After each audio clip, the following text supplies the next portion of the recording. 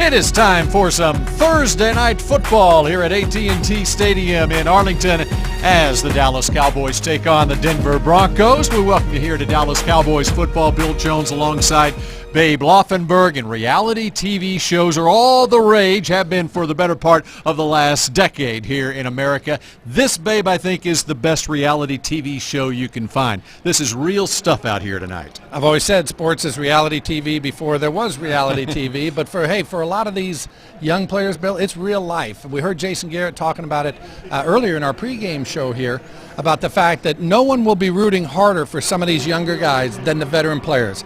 They've worked alongside them. They've tried to help them along. And tonight there's a lot of young kids who are going to have a lot of fun out there. And there's always that situation too, Bill, where somebody jumps up. Happens every year where you say, wow, where did this guy come from? And the coaches have to take another look at him in the film room again. And Brandon Weeden, though, by the way, will be starting at quarterback for the Cowboys. Let's kick things off, though, by going down to the sideline. And Steve Dennis, it is the Forest Park Medical Injury Report. Yeah, let's go ahead and get the medical report out of the way here. These are guys still fighting something, more for next week when it counts than for tonight, because I'm not sure many of them would have played tonight anyway. George Selby's shoulder problem says he should be good for the opener. Morris Claiborne also with a shoulder. He'll play next week if he doesn't re-aggravate it. Could have gone tonight. Randall, Harris, both should be ready next week. Terrell McClain could use some snaps, won't get him. High ankle sprain makes him still questionable for next week. Escobar and Weems kind of round it out. Henry Belton is actually off this list. He's in line to get some snaps tonight, guys. All right, Steve, we look forward to your reports on the sideline. Lots of player interviews, as Steve alluded to there. Lots of the primary players not active tonight. Should be interesting, though, against a Denver Broncos team that, of course, resting its starters as well. But coming off a great season last year. DJ Adams is deep for the Cowboys. He will get tons of work tonight. One of two running backs the Cowboys will use tonight. Philip Tanner is the other one. And we are set to go here with preseason game number 4 from AT&T Stadium and through the end zone. It's almost like he was at Mile High with the opening kickoff there. Cowboys will start at the 20-yard line, and Brandon Weeden, the newcomer to this Cowboys team, formerly of the Cleveland Browns, Babe. That's a big night for Brandon Weeden, too. Jason Garrett still wants to see a little more of him. Not to say he's one of those guys on the bubble, but Jason Garrett said he's a guy that needs to play. He started 20 games for Cleveland. But Jason Garrett wants to see more of him, and he will. It's the beauty of being a head coach. What you want to see, you get to see. The former Oklahoma State Cowboy, and he rolls right. And he'll get about 3 yards there. Set up a second down for Weeden and the Cowboys, who feature this starting lineup tonight. Brought to you by Miller Lite. Jeremy Parnell starting at left tackle. Ronald Leary, who has started the last 2 games, is back in there starting tonight at left guard. Ronald Patrick, Uche Waneri, and John Wetzel. And Ronald Leary was a guy who missed some time in training camp, so Jason Garrett just wants to get him a little extra work tonight. 2nd and 7 from the 23. It's time to give his to, as a flag is down, Philip Tanner. What a story Philip Tanner is, as he is back with the Cowboys at least for a night. Holding. Offense. Number 80. 10-yard penalty. Replay second down. And that's LaRon Byrd, the wide receiver. Well, a wide receiver should never get caught holding. In the interior, it happens. Right here, you see him getting his arms outside of the linebacker, and that's a pretty easy call to make right there. The other problem with those receivers, Bill, you're always out there in space. So typically, the officials will always see that one. If you're in there with 5 other big bodies next to you, sometimes you can get away with a little more. Not there. So it takes away the carry for Philip Tanner. Of course, Tanner with the Cowboys the last 3 years. Was not re-signed in the offseason, was cut by the Indianapolis Colts a week ago, was hanging around back here in his hometown of Dallas. And the Cowboys called on Wednesday, and he starts at running back the next night. Weeden will run, use the baseball slide, and it will set up a 3rd and long for the Cowboys. Be just like Philip Tanner to come out here and have a 100-yard rushing game, and all of a sudden you're like, What a story, though. Like you said, Cowboys were just short on runners. They did not want to play, well, basically any of their top 4, be it through injuries or otherwise. And here comes Philip Tanner. Signed one day, starting the next. And those top 4 running backs being DeMarco Murray, Lance Dunbar, Joseph Randall, and Ryan Williams, the latter 2 nursing a couple of injuries. There's another flag down in the background, and Wheaton will basically throw it away. He'll set up a punt for the Cowboys, and the flag in the vicinity of holding. Yeah, looks like it's going to go against the Cowboys. I'm imagining that Denver will decline. Holding. Offense, number 61. Penalties declined. Result of the play, 4th down. That's John Wetzel, and the referee is Ron Torbert, and it's punt time for the Cowboys here as Chris Jones will come on. Well, and that is not a good start. 2 penalties. Obviously, the last one declined.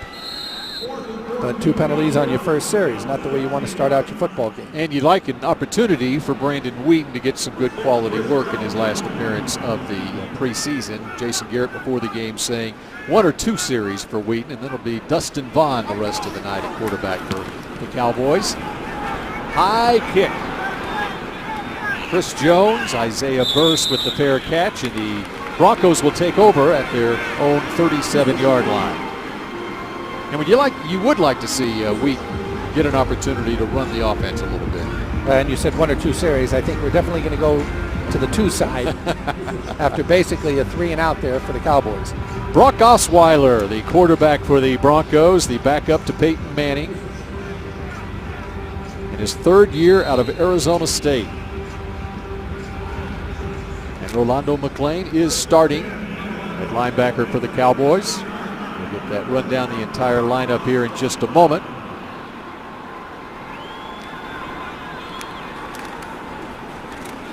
On first down, C.J. Anderson with Ahmad Dixon coming up from his safety spot, and McClain in on the stop. The Miller Lite starting lineup for the Cowboys tonight. Dartwan Bush out of Texas Tech at left defensive end. Kent Bishop and Davon Coleman the tackles, and Kenneth Boatwright. You'll see a lot of him tonight at right defensive end. Kyle Wilbur, Rolando McClain, and Anthony Hitchens are your linebackers as Bruce Carter with the night off. Brandon Carr is starting at left corner. Orlando Skandrick as well, facing a suspension to start the season. So Ryan Smith and Ahmad Dixon are the safeties. And there's a nice play by Davon Coleman, who has flashed throughout the preseason.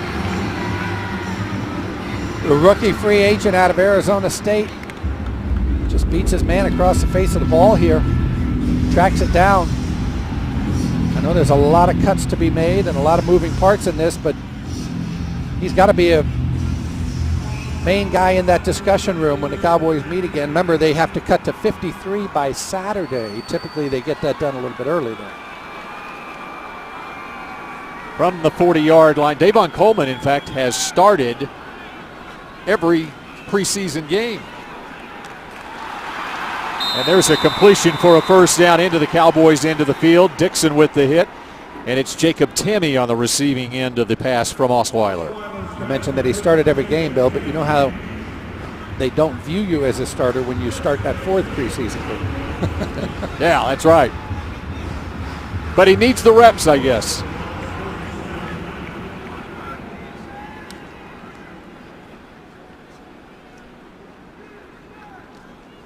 From the 48. And McClain active in there, as was Ken Bishop to make the stop. It's going to be interesting to watch 55 tonight. Rolando McClain playing himself back into shape at middle linebacker for the Cowboys. Yeah, and you see he just shoots a gap on the left side here, comes back up into the hole, gets a little help, as you mentioned, up inside here. And it's, you know, people talk about football shape, and he was the first to tell you he wasn't really in it when camp started. Had a few minor injuries, pulls, and things of that nature, but hopes to make a big impression tonight. 2nd and 10, play fake, and Osweiler with time. He'll heave it out of bounds, and there is a flag down in the Cowboys secondary on the opposite side of the field. I'd be arguing for intentional grounding there too. The way that thing took off. He was still in the pocket. Before the pass was thrown, holding, defense, number 51. 5-yard penalty, automatic, first down. And that is 51 Kyle Wilbur, who I think is considered a starter on this defense and strong side linebacker. Yeah, and he's out there playing as in Anthony Hitchens, and I don't know what they're going to do with Hitchens. Hitchens playing the weak side tonight. He's played the middle. It's interesting, Bill. He talked about sitting behind, or Sean Lee sitting behind him in meetings in training camp, and he said Lee was always in his ear, talking to him, telling him what to do. He said he really appreciated it. Studying as much as any of the players who are active. Of course, Lee starting the year, or the entire season, will be on injured reserve after tearing his ACL in the first OTA practice of the offseason. Ryan Smith, the undrafted rookie out of Auburn, getting an opportunity. And in fact, a real opportunity to make this 53-man roster now with the news coming down today. Jakar Hamilton will start the year on the suspension list, a 4-game suspension. There was a battle to see who would be that extra safety. Anderson again will get close to the first down marker, set up a 3rd and short for the Cowboys. And when you look at that secondary for the Cowboys, 2 of the guys that they were going to count on and that will be part of the 53 most likely, Jakar Hamilton, and obviously Scandrick will be not going to be available to him for the first 4 weeks of the season. 3rd and short, C.J. Anderson, and not much there. The Cowboys' interior run defense is up to the challenge, and that would include Davon Coleman and the 7th-round draft pick, Ken Bishop. And those are 2 guys that will be making the 53-man roster.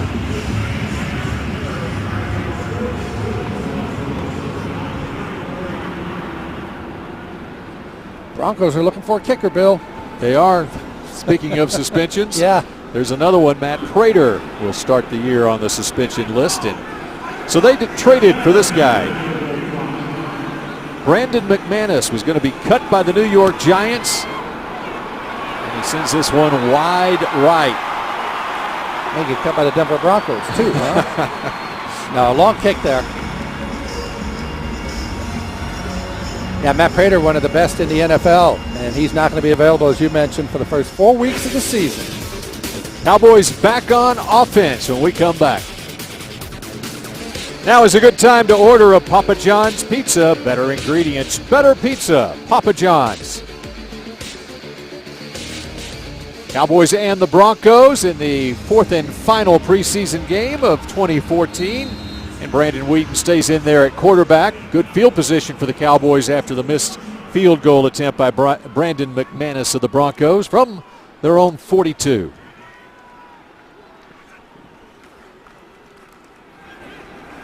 And working the left side is Philip Tanner. First official carry. 4th-year man out of Middle Tennessee State. We knew him as number 34. Yes, we did. But Ryan Williams has that number now for the Cowboys. Yeah. Sure, Philip Tanner said, look, if you've got a job, I'll take any number you got. That's right. In fact, on the pregame show, Mickey and Steve were talking about, they had a conversation with Philip Tanner, and Tanner's like, they were asking him, so are you getting paid? And I didn't ask. I'm not sure. He is getting paid. The normal preseason game money. LaRon Byrd turns it upfield and gets the first down. LaRon Byrd, who caught that touchdown last week in Miami, ran a great route there. Just a little one-step, get the ball out to him, makes a move. Corner does the right thing here, turns him back to the inside where he's got some help. You can get that ball out quickly like Wheaton did and give that receiver a few yards before the corner comes to get him. Very effective play. You can make 13 yards by doing that. Yeah, there you go. Asa Watson, number 45, the 2nd tight end. And there's nothing there for Tanner. A loss of a couple.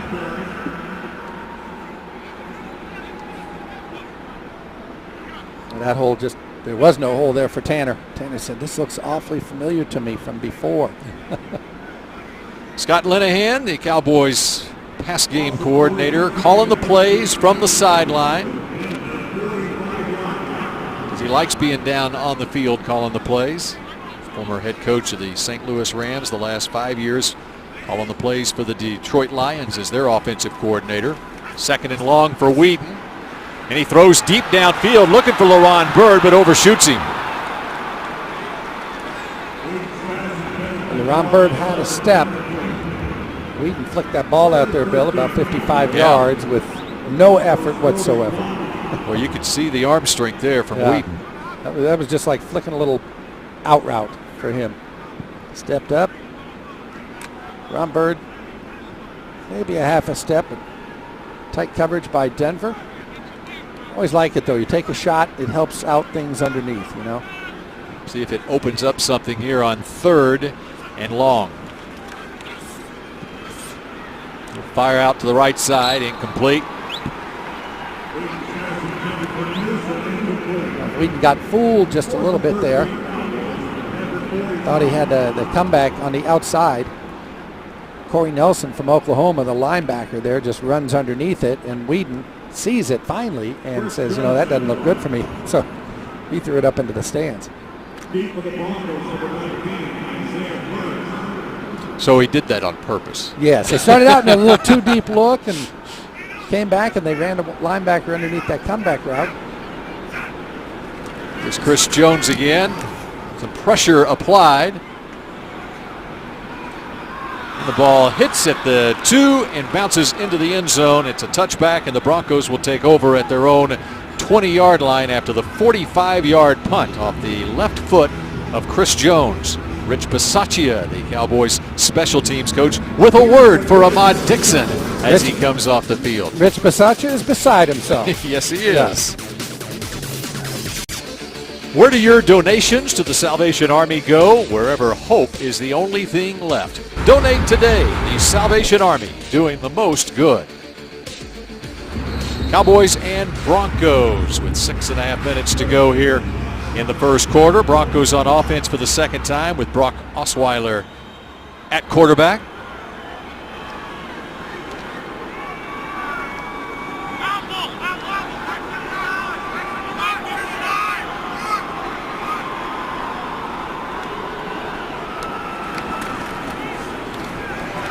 Penetration from that Dallas defense. It's a loss of 4 yards. Let's go down to the sideline and check in with Steve Dennis. Steve? Yeah, me and Chase. We'd like to introduce the newest member of the Cowboys Media Network, Mr. Chase Williams. Hey, man, what's going on? It's going well. Going well. 2 years away from you. I had to get back so I could work with you, and here we are. It was me, Chase. We all knew from his CW33 days here in DFW. Been to Omaha, Nebraska the last couple of years. Look forward to seeing his face on all the shows that Cowboys TV produces. What are you doing tonight? Well, tonight I'm on Twitter Patrol. We're going to find out what the fans want to talk about tonight. All you have to do is put the hashtag Dallas versus Denver, DAL versus Den. If you want to talk about the game tonight, who's your favorite player, whatever you want to do, I'll be monitoring that, and we'll get back in the second half as to what the fans are talking about tonight. DAL, hashtag DAL versus DEN. All right, we'll hear from you later on. Thanks, Chase, guys. All right, thank you very much, Steve and Chase. You can interact with the broadcast tonight. 3rd down and 10 for the Broncos here. Osweiler under pressure, a flag down, an incomplete pass. Flag near sideline, near the Broncos bench.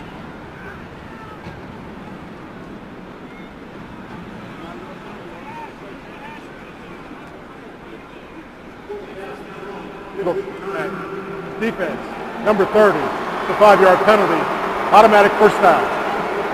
Costly penalty for the Cowboys. It would have set up a 4th down, but instead Terrence Mitchell flagged.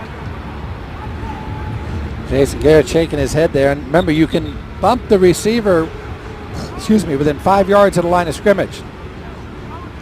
Well, that's past 5 yards. Yep, 10 to 12 yards downfield.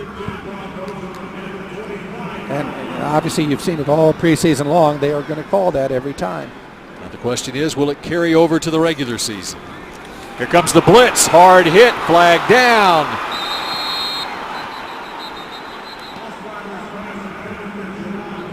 Rolando McClain came a charging at Osweiler. Yeah, didn't he? Illegal hands to the face.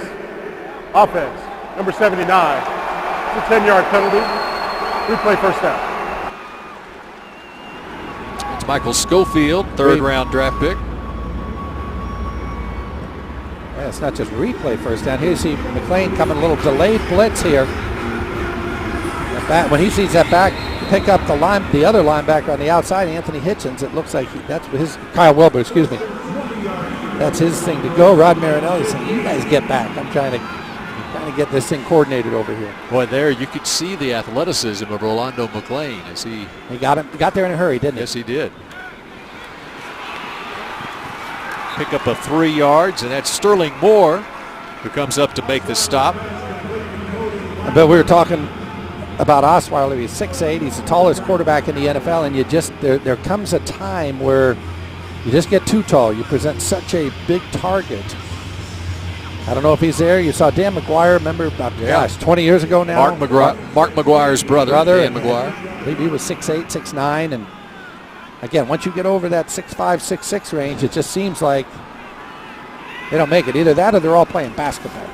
And he's a very good basketball player. Osweiler turned down a scholarship to Gonzaga out of high school in Montana.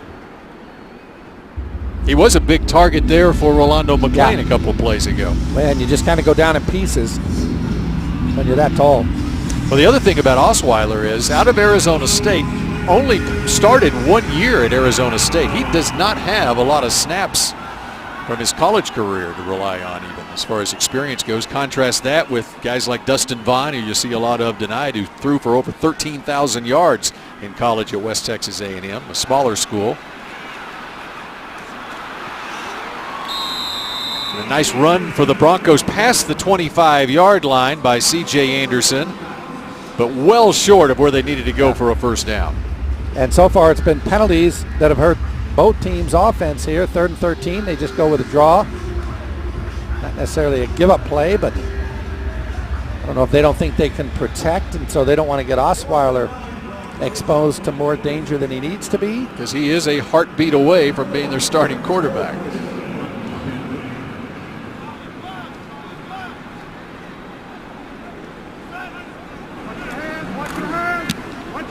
Britton Colquitt, the punter for the Broncos. Devin Street calling for the fair catch and falls down at the 25-yard line. That thing just ate him up, didn't it? I've watched him field punts, and he is not the cleanest of punt return men in terms of catching them. Yeah, there's another example there. He didn't return a lot of punts in college at Pitt, and it shows it's a transition period for him as a punt returner at this level. There are thousands of doctors to choose from in Texas and only one you. So how do you find Dr. Right? Go to BaylorScottandWhite.com and search from more than 2,000 physicians by location, specialty, gender, and name. Brandon Whedon still in there at quarterback for the Cowboys as this possession starts at the 25-yard line. Rolling right, throwing downfield. The Broncos come up with a Tony Carter. Tony Carter breaks on that football, comes up with the interception. You could see that one coming from up here. Apparently you couldn't see it from down there. I believe it was Devin Street running the corner route. Little play action misdirection here. Yeah, it's Devin Street he's trying to get the ball to right here, but you got to read outside. They have a streak on the outside trying to clear that out, but you got to read that corner outside. You can't be looking at the receiver, Devin Street. You know where he's going. You got to look outside of where he's going to be, and Whedon did not do that. Oklahoma State fans are hoping that is not an omen of things to come on Saturday night here at AT&T Stadium, because Tony Carter, the Florida State Seminole, just intercepted Brandon Whedon, the Oklahoma State Cowboy. Florida State plays OSU here on Saturday night to kick off the college football season. From the 38-yard line, and Dallas into the field now for Osweiler.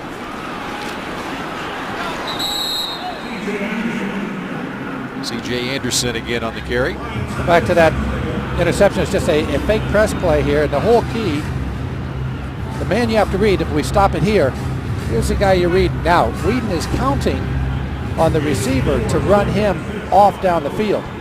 But as you look at it, he just has a little safety help. He breaks down, and that's the guy you got to look at. Whedon didn't pick him up.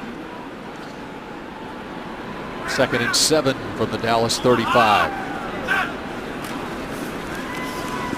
Osweiler deep down the right side, has a man inside the 5-yard line and down at the 1-yard line. Andre Caldwell, the veteran receiver. Beat Terrence Mitchell up the right side. Ball's a little underthrown. I actually thought, Bill, at the end of this, that Terrence Mitchell was going to have an opportunity to punch this ball out from behind. But he doesn't get it. Denver has a big play. Denver had a lot of big plays last year with Peyton Manning. We'll get into that a little bit later. Broncos at the 1.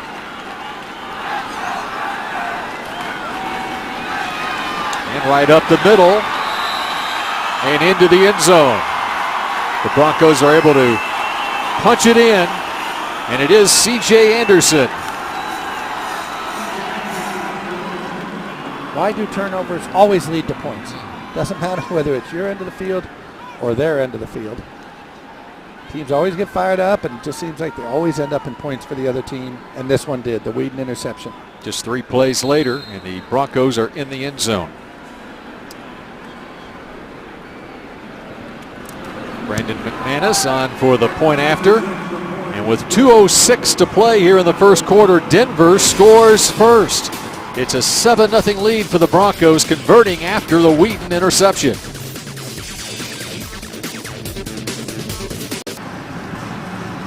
Broncos score first, lead it 7-0. Of course, the last time these two teams got together here at AT&T Stadium last season, by now it was about 6 touchdowns on the board. 51-48 final in that one. What a shootout that was. That was.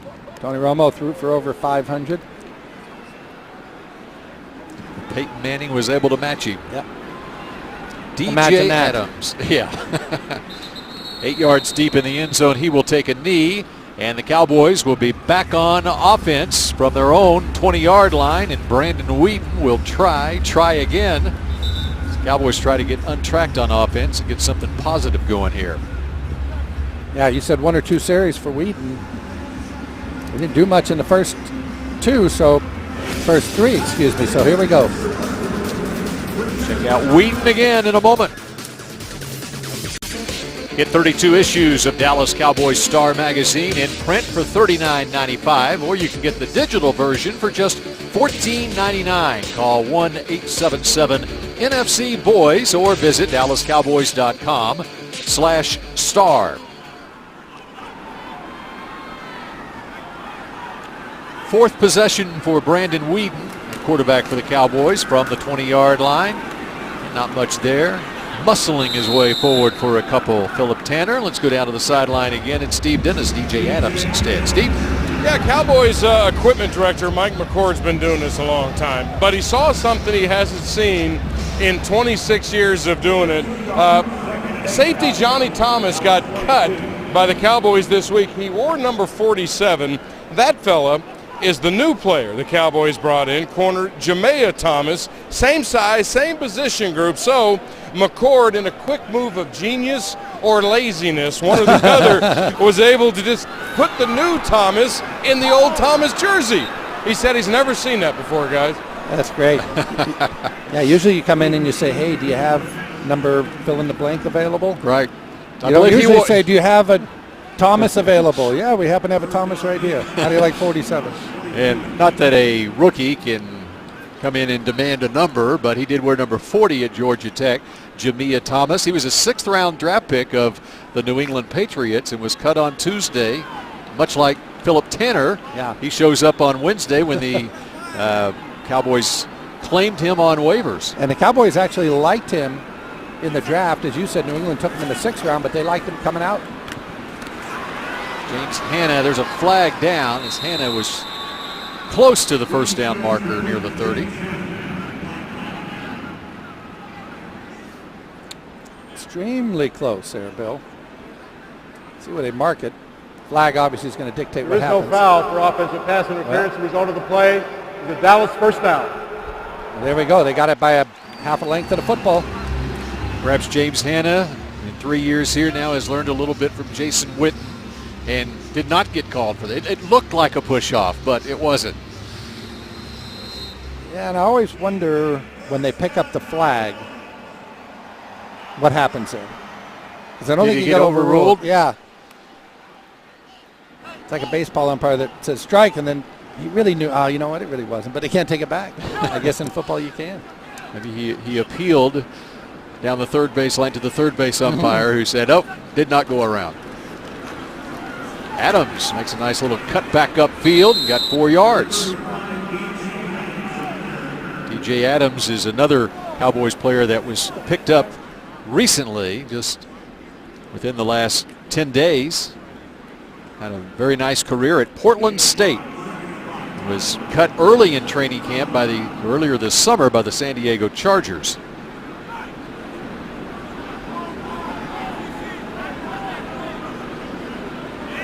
One thing about cut down day in the NFL, just because you don't have a fit at one team, you might have one somewhere else. How about that catch at midfield? And there's Jamar Newsome with his first catch of the night. In traffic. In traffic is right. I thought this one was going to get picked off here, Bill. That's the end of the quarter. End of the first quarter. End of the first quarter. Pickup of 18 yards, and the Cowboys move into the Broncos' end of the field at the end of one. It's 7-0 Denver.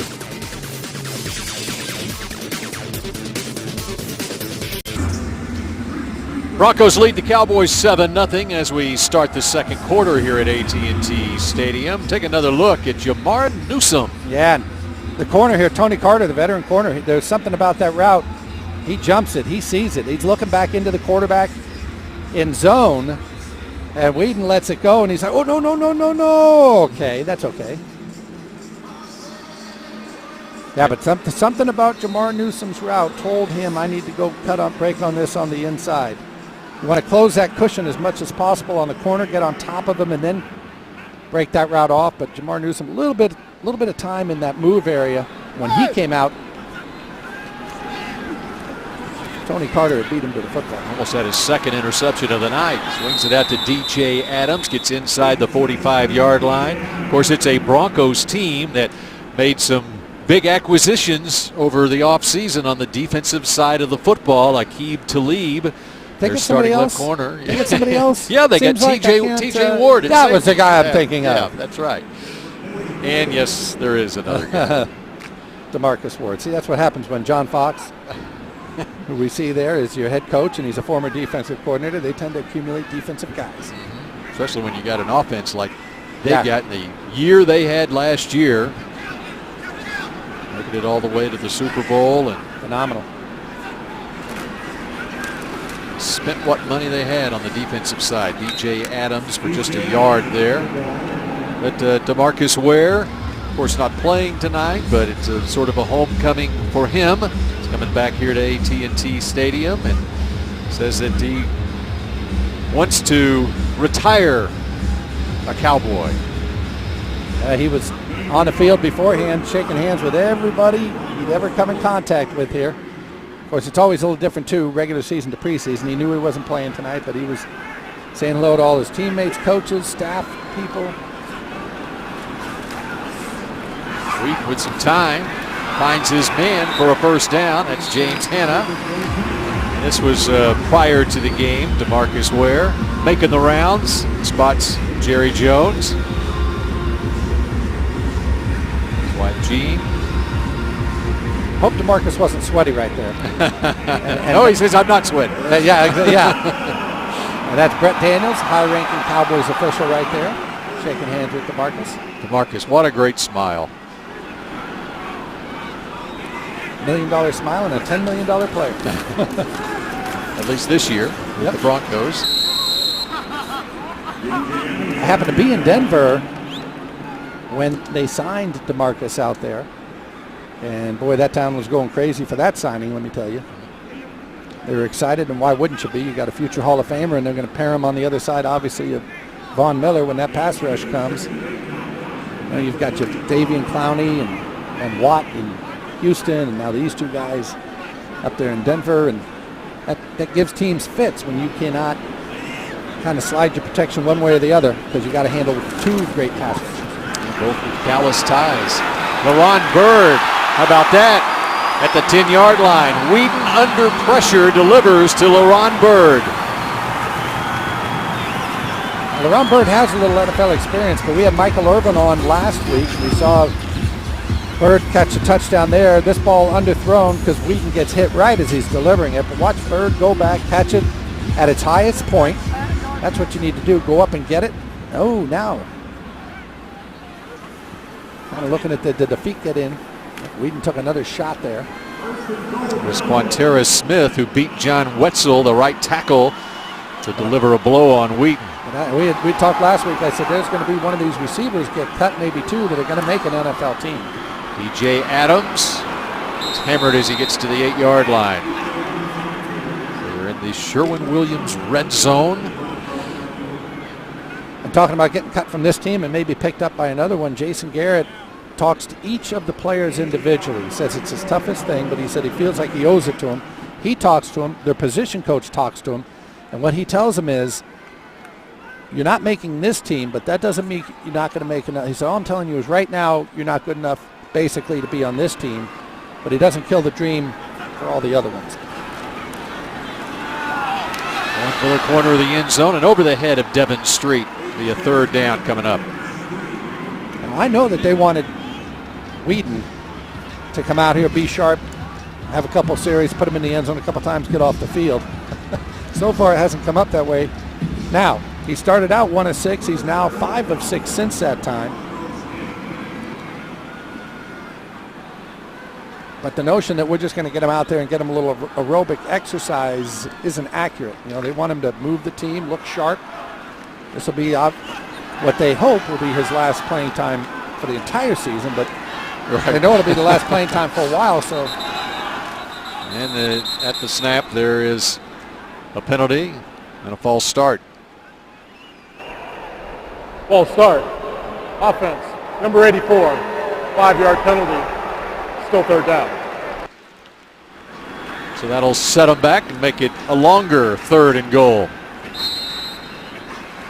And that really hurts James Hanna with the false start there. And those yards are hard to come by down here when you start talking inside the 10-yard line. Now you push yourself back, give yourself a 3rd and 13.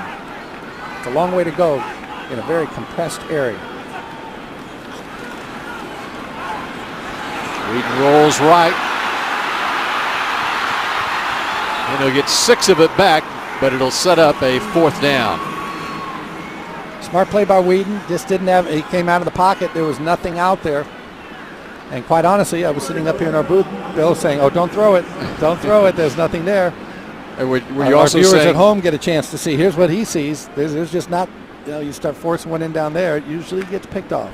and you were also then saying when he takes off running, don't run it, get out of bounds. Don't throw it, don't run it, don't throw it. No. He did a smart play, got a few yards. And Dan Bailey is on for the 24-yard field goal attempt. And it is good, and the Cowboys are on the board with 10:45 to play here in the second quarter. Romo and Whedon going over things on the Cowboys sideline. So Romo is engaged. He's actually married. Oh, that's right, he is. Thank you. Thanks to a Dan Bailey field goal. It's Cowboys on the board, trailing 7-3. Bailey gets set to kick off here. The Ford scoring drive for the Cowboys, engineered by Brandon Whedon, goes 74 yards in 14 plays. Taking up over 6 minutes of the clock there in the second quarter.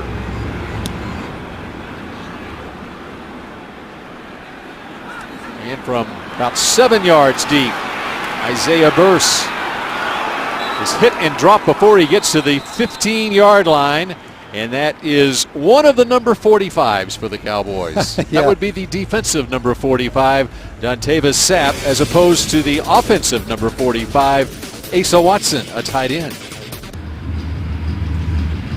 Cowboys trail the Broncos 7-3 here early in the second quarter. So you want to be a kicker. This is Duke Iannaccio there. taking on Dan Bailey, just blocking him up, and Bailey says, "Come on, what are you doing?" Grabs a face mask. They each grab a little face mask here. The side judge comes in and says, "Come on, boys." Dan Bailey lives to tell about it on the sideline to Chris Jones from the 15-yard line. Brock Osweiler still in there at quarterback, and it's a pickup of 4 yards for the Broncos. C.J. Anderson. Time to recognize tonight's Bank of America Offensive Featured Player of the Game, who's not actually playing in the game. He's watching the game on the sideline. Alongside Steve Dennis is Jason Witten.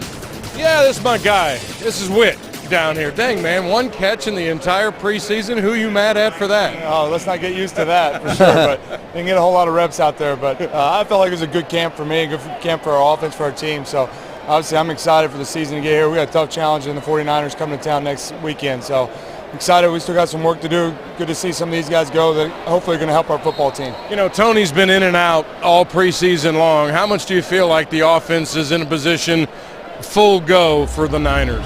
Well, I think we have to be. I thought Tony, when we got back from Oxnard, really showed that he was able to be healthy. I thought Miami took some hits, got back up, was okay after it. So it's not perfect. We still got room to improve. But I think our football team's really powerful. I think our offensive line's gotten a lot better. We'll be able to run the ball. Obviously, 88, being able to throw the Dez in our play-action game. So I'm excited. I feel great and feel excited for this season. Jerry at the kickoff luncheon yesterday said it's going to be an uphill battle for you guys this year, which is kind of unusual for him. I mean, he usually says Super Bowl this time of the year. Do you feel any of that? I don't. I mean, I think that we saw a humble Mr. Jones in the way he gave that talk, but our football team needs to be ready. Expectations are high, and we need to embrace that. And I know there's been a lot of changes on our defense, losing Hatcher and Ware, and then, of course, Sean going down. But it's just a mentality of how you play. And so it takes a team effort. Nobody has to do too much. Just do your job. So I think we got a good football team, and our expectations to compete, get in the playoffs, and see where that thing takes us. It's your 12th year already, but you're only 32. I mean, you still feel youngish, don't you? I do. I feel good. I feel good in camp. I always feel like there's always room for improvement. And I think at this point in my career, it's all about trying to help your football team compete for a championship.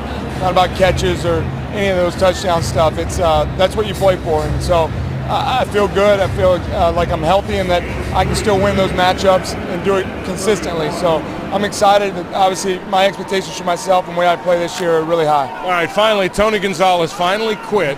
So how many years do you need to take down all his numbers? Oh, I don't know. That's quite a few years. He did it for a long time, so I hope I can play until I'm in my 17th year like he did, but 1 year at a time. And obviously, he set the bar pretty high for tight ends, and I'm lucky to be in second, but it's a long second. So, but more than anything, just be a part of this team. I love playing football. You know that, Steve, and helping our team hopefully compete for a championship. Good to see you, man. All right, you too. Thanks. Bill.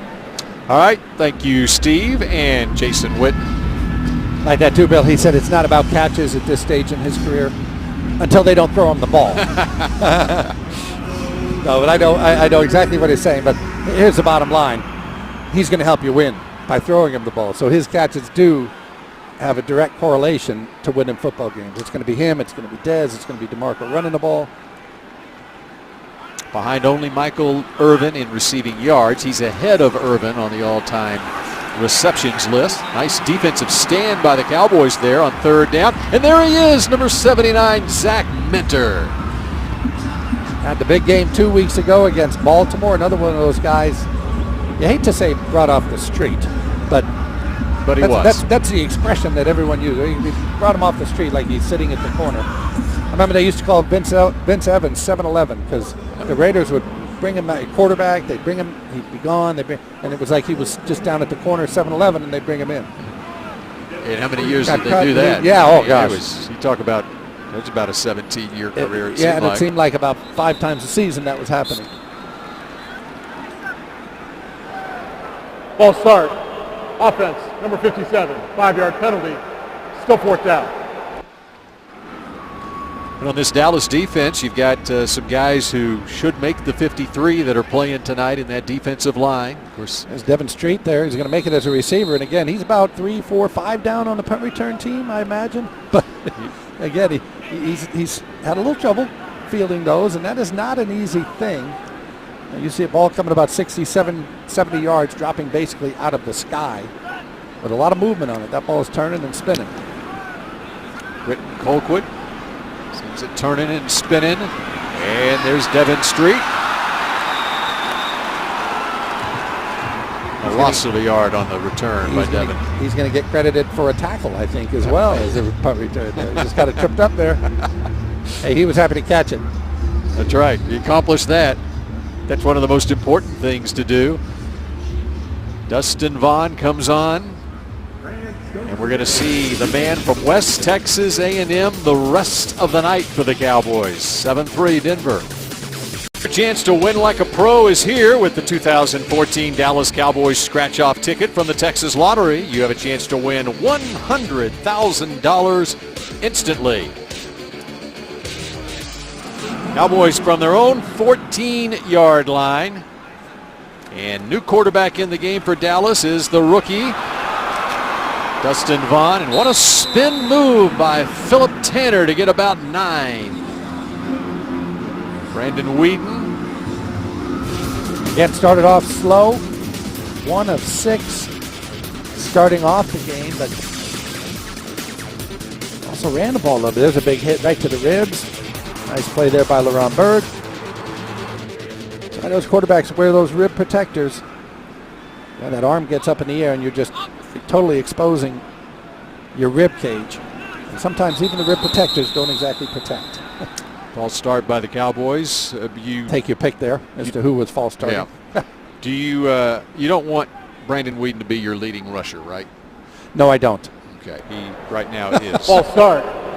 Offense, number 74, 5-yard penalty. Still second down.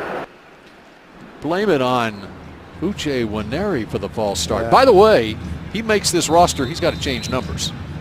Oh, yes. Nwaneri, no number 74. Yep. Mr. Cowboy. That's right. Bob Lilly wears 74. I talked to him about that training camp. Bob Lilly? Or I talked to Nwaneri about it. You know, he's a local product out of Garland Naaman Forest High School, playing right guard here for the Cowboys. Had a very nice start to his career in Jacksonville. Was a cap casualty there, making too much money. And really shows you as Tanner carries there, as LaRon Byrd having difficulty getting up on the far side of the field, but shows you the depth that the Cowboys have in that offensive line now with Nwaneri, who started for 6 years in Jacksonville and then comes over here and is ticketed for a backup role, assuming he changes his number and makes the team on Saturday. Check on LaRon Byrd's status when we come back. 7-3 Broncos lead the Cowboys. LaRon Byrd being tended to on the Cowboys sideline. Yeah, look at the top of the screen. Look at his right leg here.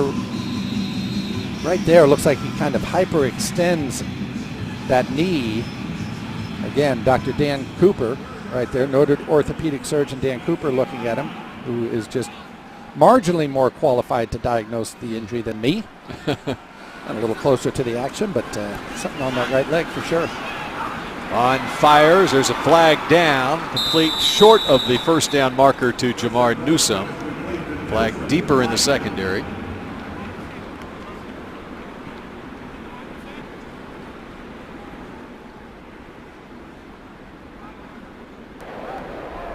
Before the pass was thrown, holding.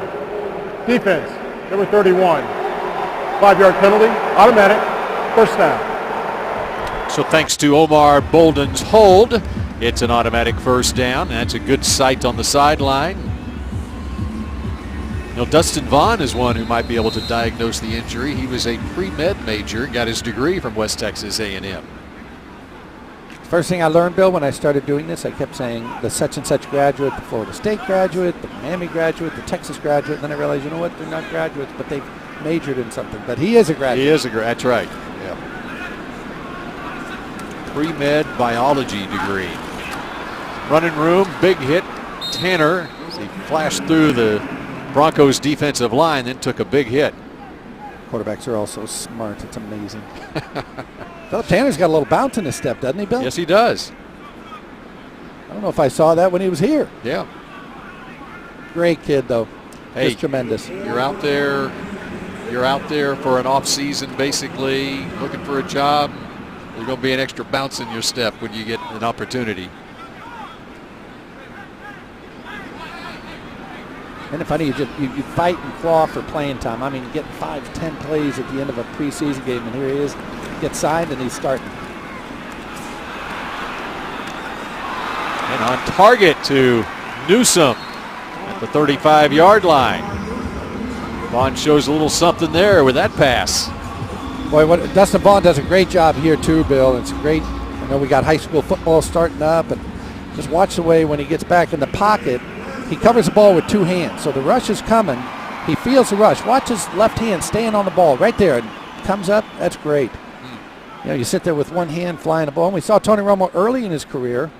You know, that one hand will get out there with the ball, and it's going to come out. So great job by Dustin Vaughn of turning those shoulders, keeping 2 hands on the football, and then delivering an accurate pass to Jamar Newsome. Really nice. Broncos showing blitz. And the handoff goes to Tanner. Breaks free for about 3 yards. And, well, you mentioned high school football and Dustin Vaughn. There maybe is a reason, because he's so well coached going back to his high school days at Corpus Christi, Cal Allen. And why would you say that? Coached by Phil Danaher, who is something of a legend coaching down at Cal Allen High School. In fact, the second winningest coach in Texas high school football history, ahead of the legendary Gordon Wood. He got his 400th win last fall. He's still active at Cal Allen High School, only behind G.A. Moore on the all-time list. Under pressure, eludes that man, fires incomplete. There's a flag down. Devin Street was down in a battle with Tony Carter in the secondary. Tony Carter having a little rough day. He's had the one almost interception, went through his hands. See if they go pass interference or a illegal contact here. The ball was in the air, but was the flag thrown before the ball went in the air? Before the pass was thrown, illegal contact. Defense, number 32. It's a 5-yard penalty and an automatic first down. Okay, well, there we go. Yeah, just a little slant and go, and that's pretty clear there. Again, the difference is, 5 yards and an automatic first down on illegal contact, whereas pass interference would be a spot foul, meaning mark it at the spot of the infraction. Either way, it's a first down.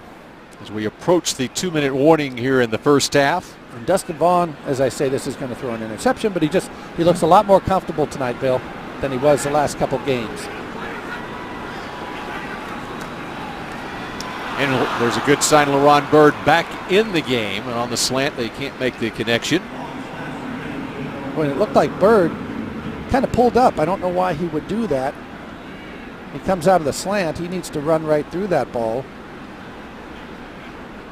You tell me, Bill, did he kind of pull up at the top of this here?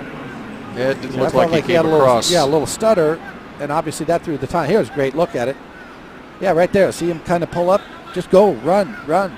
Ball's going to be thrown. It's going to be a good play, good completion. Get across the face of that cornerback. Second out and 10 from the 44. Throw over the middle, complete at midfield. And that's Desmond Briscoe out of Cedar Hill High School, University of Kansas. And the Cowboys will have a 3rd and 4 coming up for Dustin Vaughn. He tries to move the chains for Scott Linehan at the 2-minute warning. Now is the time to tour AT&T Stadium. Get a behind-the-scenes look at AT&T Stadium with a VIP, self-guided, or art tour. Stadium tours are available anytime. For more info and to purchase tours, go to DallasCowboys.com/tours. Dustin Vaughn doing a nice job, Bill, and got a 3rd and 3 here. It's the first time the Cowboys have needed fewer than 5 yards on a 3rd down. They've averaged 10.4. Usually you don't make those. Now, you want to know how I know all that? How do you know all that? Because of our statistician, Brian Sperry. There you go. I cannot tell a lie. Cowboys 2 for 5 on 3rd down so far. Ball gets tipped at the line of scrimmage as the Broncos were blitzing. Let's go, going to set up a 4th and 3. Well, you love to convert those 3rd downs. John Elway, who is now, of course, still with the Broncos, but he's got a much fancier title than just quarterback that he used to have. But he's a vice president in charge of football operations here for the Broncos. But he used to say, they pay me for 3rd down. 1st and 2nd down, whatever. They pay me for 3rd down. Now that ball gets tipped, but it's so true. That's what you got to keep drives alive on third down. Chris Jones punting. Isaiah Burst calling for the fair catch. Takes it at the 7 and drops the football. And they're whistling it down, even though it's a hot potato, and there's a flag. Is that LP Ladisor? Yes, it was. Number 91, Mixing it up, maybe drawing the penalty?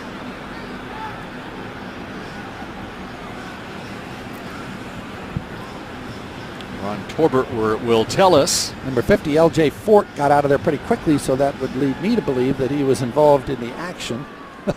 For the Broncos. You know, you kind of leave the scene of the crime, right? Oh, we got an ejection possibly. Oh, my. The result of the play was a completed fair catch. After the play was over, dead ball, personal foul, unnecessary roughness by the kicking team, number 35. That 15-yard penalty is added to the dead ball spot. Denver's ball, first half. Okay, my mistake. I thought saw a little ejection there. Well, I could see where it was Tyler Patman there, and I can see where he came in and poked the ball because the ball went to the ground. You know, it was caught, and you're not going to wait. It was a loose, still in play. Tyler Patman, of course, the star a week ago in Miami with 2 interceptions and a forced fumble. Thought that was a little unfair. He'll hear about that from his dad. Yes, right, he will. Todd Patman, who's the head football coach at Bastrop High School in the Austin area, was the secondary coach at Cedar Ridge High School in Round Rock when his son Tyler was playing down there. Went on to play at the University of Kansas and then finished up his college career at Oklahoma State. Deep downfield to Isaiah Burse at the 50-yard line. Patman came over to make the tackle, but great field position now for the Broncos. When that ball just hung in the air, I really thought Patman was going to go make a break and go get to that football. Not a great ball by Osweiler there. And they give up the middle and into the secondary. And that's Jawan Thompson. Jamia Thomas got in there at the end as well. Jamia Thomas, who the Cowboys just signed. Waived by New England, their 6th round draft pick this year. They're playing Jamia Thomas at safety. That's enough for a first down as we're under a minute, 52 seconds. First charge, timeout. Denver. This is a 30-second timeout. Brock Osweiler has gone the entire first half for the Broncos at quarterback. Throughout this first half with his helmet on the Broncos bench, not on the bench, but standing on the sideline, has been Peyton Manning. And Babe, he was out here. He was the first man out on the field 3 hours before kickoff. And went through his own personal workout with Wes Welker, I might add, who obviously has been cleared to exercise. He was cleared from the concussion a week ago to make the flight here. And it was a sight to see. Peyton Manning and Wes Welker just matriculating the football down the field. I don't know if you know this, Bill, but Peyton Manning has been cleared to throw touchdown passes. Yes, he has. 55 of them last year. 55. NFL record, by the way. Osweiler down the sideline, working on Patman. Good defense from Patman that time. Had position. Nice coverage there by Patman. Stride for stride up the left side. Osweiler is funny too, Bill. He's 6'8", real tall guy, but he drops that arm down, so he makes himself about 6'4". Kind of throws a little sidearm there, but nice job by Patman getting his hands up through the receiver. Trying to find the ball, never quite could get it, but got it knocked out. That receiver, by the way, the 2nd-round draft pick, Cody Latimer.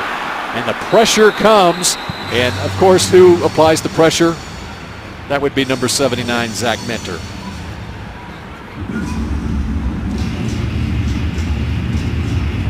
And Osweiler on this one, I like this rule change here that they had a few years ago. He hits his right tackle here, Michael Schofield. Watch Osweiler, just hits him right in the head. Now in the past, a few years back, remember, that was an illegal touch because the offensive linemen weren't allowed to touch it. It was a penalty, but so I like the fact that that thing's gone. No more illegal touching in that regard. No. Hit hard was Osweiler, but he's able to complete the pass up to the 26-yard line. Hit hard is right. Ryan Smith coming on the blitz. The Cowboys free safety. Second charge timeout. Denver. This is the 30-second timeout. Watch Ryan Smith coming from the left side of your screen. He got there just a shade late. Kenneth Boatwright? Boatwright looked like, yeah, he got there first. Making a little Osweiler sandwich right there. Again, at 6'8", if you get a helmet-to-helmet shot on Osweiler, you have left your feet to deliver it. So the Osweiler sandwich, is that in a local deli? It's in a, yes. If he becomes a starting quarterback for Denver, I will guarantee you they'll have it. Yes, they will. That's right. 91 Boatwright, the Cowboys in need of edge pass rushers, and a great opportunity for Kenneth Boatwright, as he's probably going the distance tonight at right defensive end for the Cowboys. Where you get the Osweiler sandwich at John Elway Steakhouse. That's right. Which he does have. And there's Boatwright again. This time credited with a sack. With 22 seconds left in the half. Third and final charge timeout. Denver. This is the 30-second timeout.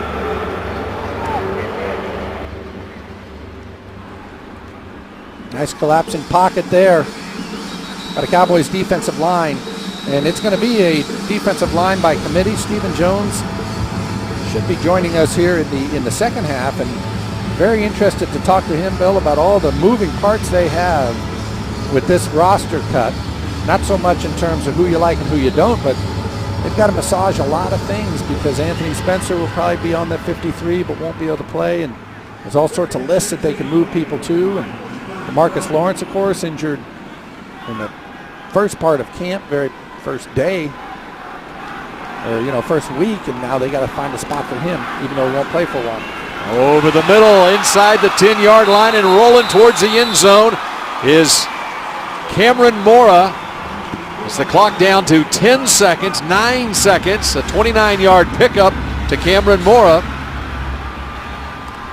And they clock it with 3 seconds left on the clock.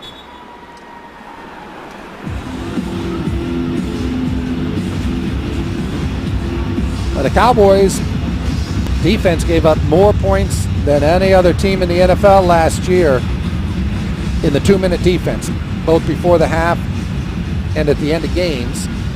Now, I understand a lot of these guys won't be responsible for that when the real thing starts, but something they need to work on at all times. It'll be a 20-yard field goal attempt, as it was Jamia Thomas who finally fell on Cameron Mora at the 2-yard line, and just like an extra point, but it's 3 points for Brandon McManus. End of the first half. End of the first half. As the clock expires in the first half, the Broncos with a touchdown lead at 10-3 over the Cowboys. Brandon Wheaton starts at quarterback for Dallas, and relieved by Dustin Vaughn on the last possession of the second quarter. We'll see Dustin Vaughn in the second half. Coaching going on, Matt Eberflus and the rookie out of Texas Tech, number 40, Will Smith, who was beaten on that play. And now let's go down to the sideline and Steve Dennis. All right, Coach Garrett with us. I'm sure he didn't like the points there at the end of the half, but what caught your eye mostly in that half? Well, you're exactly right. I didn't like the points at the end of the half. For them to be able to drive it in that 2-minute sequence, they were in field goal range anyway, so to hold them to a field goal, was okay by our defense, but too many big plays in that kind of a situation. I thought we did some good things. The turnover, the interception that we threw on the naked, obviously wasn't a good play. It led to points. I did see some receivers make some plays, though. Made some plays down the field, some contested catches. It's got to be more consistent with everything. Henry Melton was in line to get some snaps tonight. He ended up not getting any. How can you be sure he'll be ready to be full go, full speed next weekend? Yeah, like with all the guys, you want them to be able to play a full complement of snaps in the preseason, but because of injury, we felt like it was best to keep him out of the game tonight. He wasn't going to play a whole lot. He'll get a lot of good work this coming week and hopefully be ready for San Francisco. And the same decision was made with Mo Claiborne tonight. Why was that decision? Yeah, same thing. We want to get them to a point where they were going to be able to play in this game, but we just felt like when you step back away from it, giving them the rest and getting them the work in practice, we felt was best for them and best for our team. All right, thanks, Coach. Okay, yep. All right, thanks, Steve Dennis. And that Jason Garrett interview brought to you by Sherwin-Williams. Got a paint job this summer? Ask Sherwin-Williams and make the most of your color with the very best paint. At the half at AT&T Stadium, Cowboys trail the Broncos 10-3. Now this from your local station.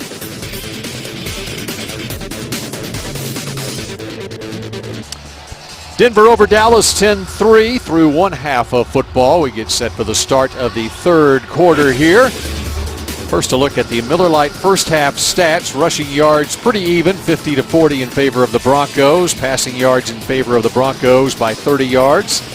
First downs, Broncos with an edge. A total of 10 penalties, and it was a costly turnover for Dallas. Brandon Wheaton throwing the interception. Tony Carter picking off the football, and Dallas into the field, and they converted that into the lone touchdown of this game so far.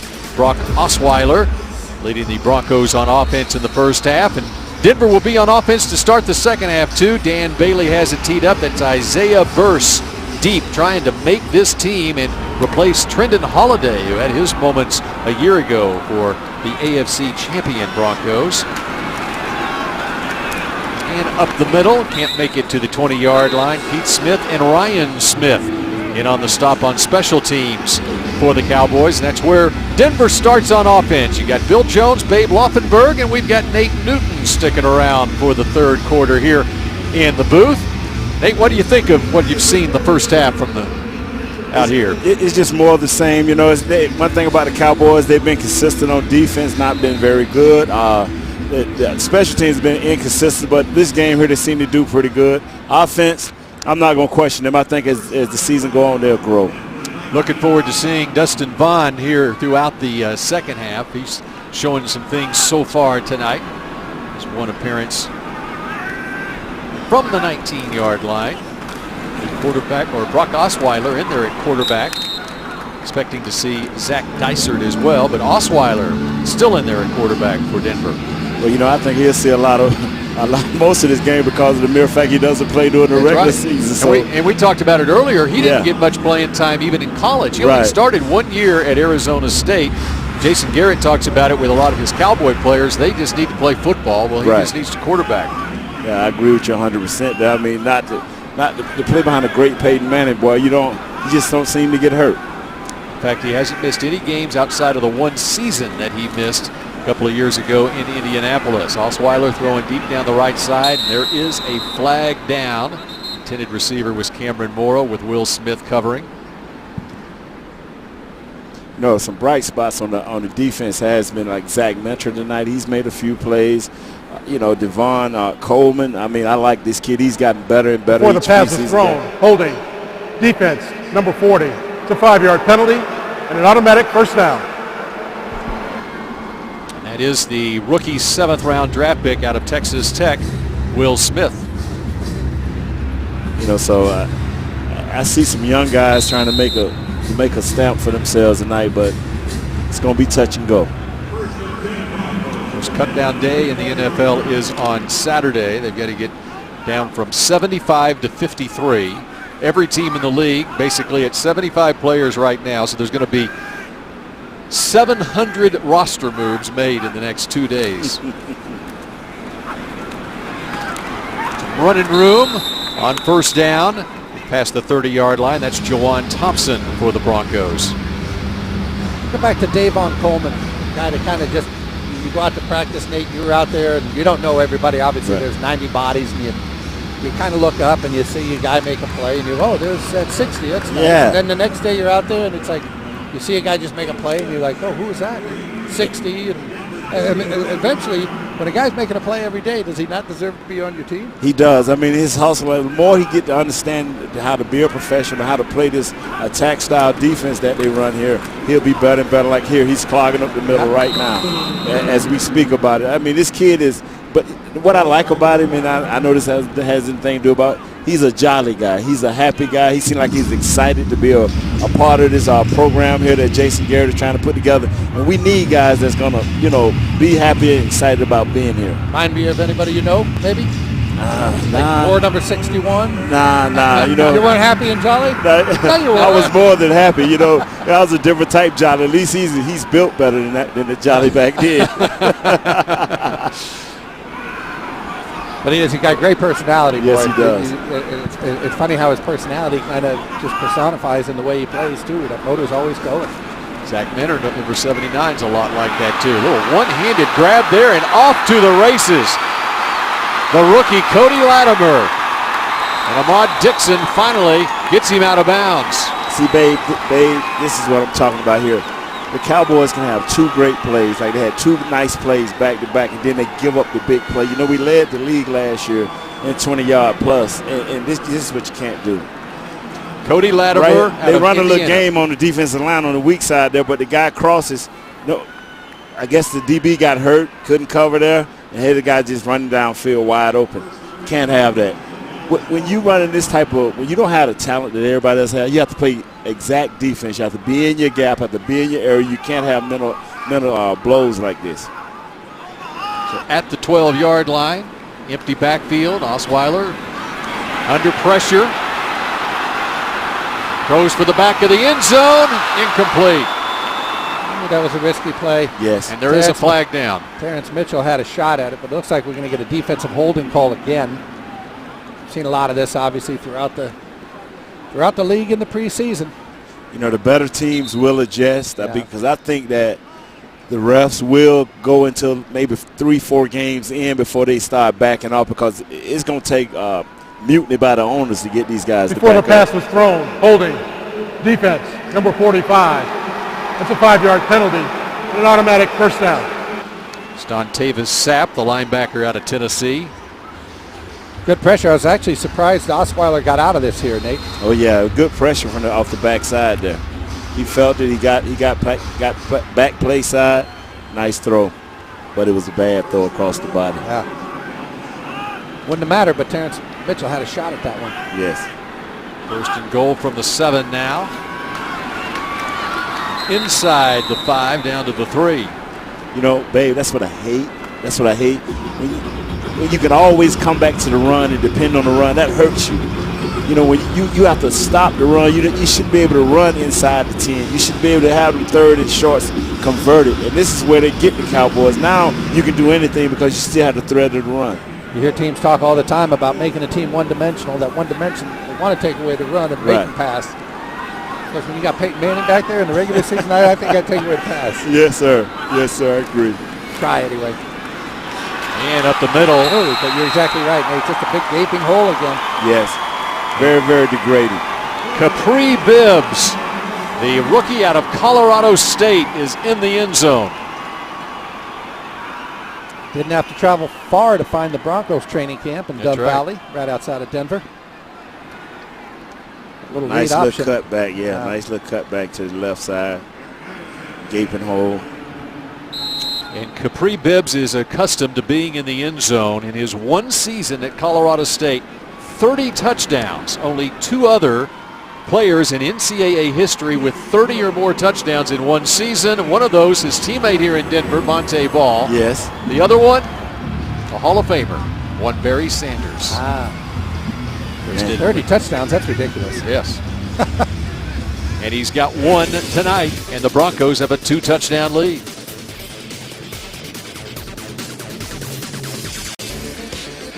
Don't miss a minute of Dallas Cowboys action. Season tickets are available. Call 817-892-4400 and speak with a sales consultant now. This place will be rocking 1 week from Sunday when the San Francisco 49ers come to town for the regular season opener. Brandon McManus to kick, and DJ Adams is deep for Dallas.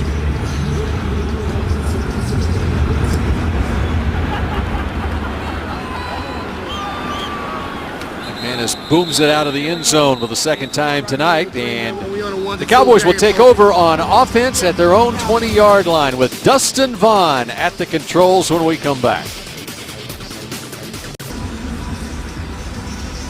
17-3 Denver over Dallas. All right, what's Des Bryant saying down there, Nate?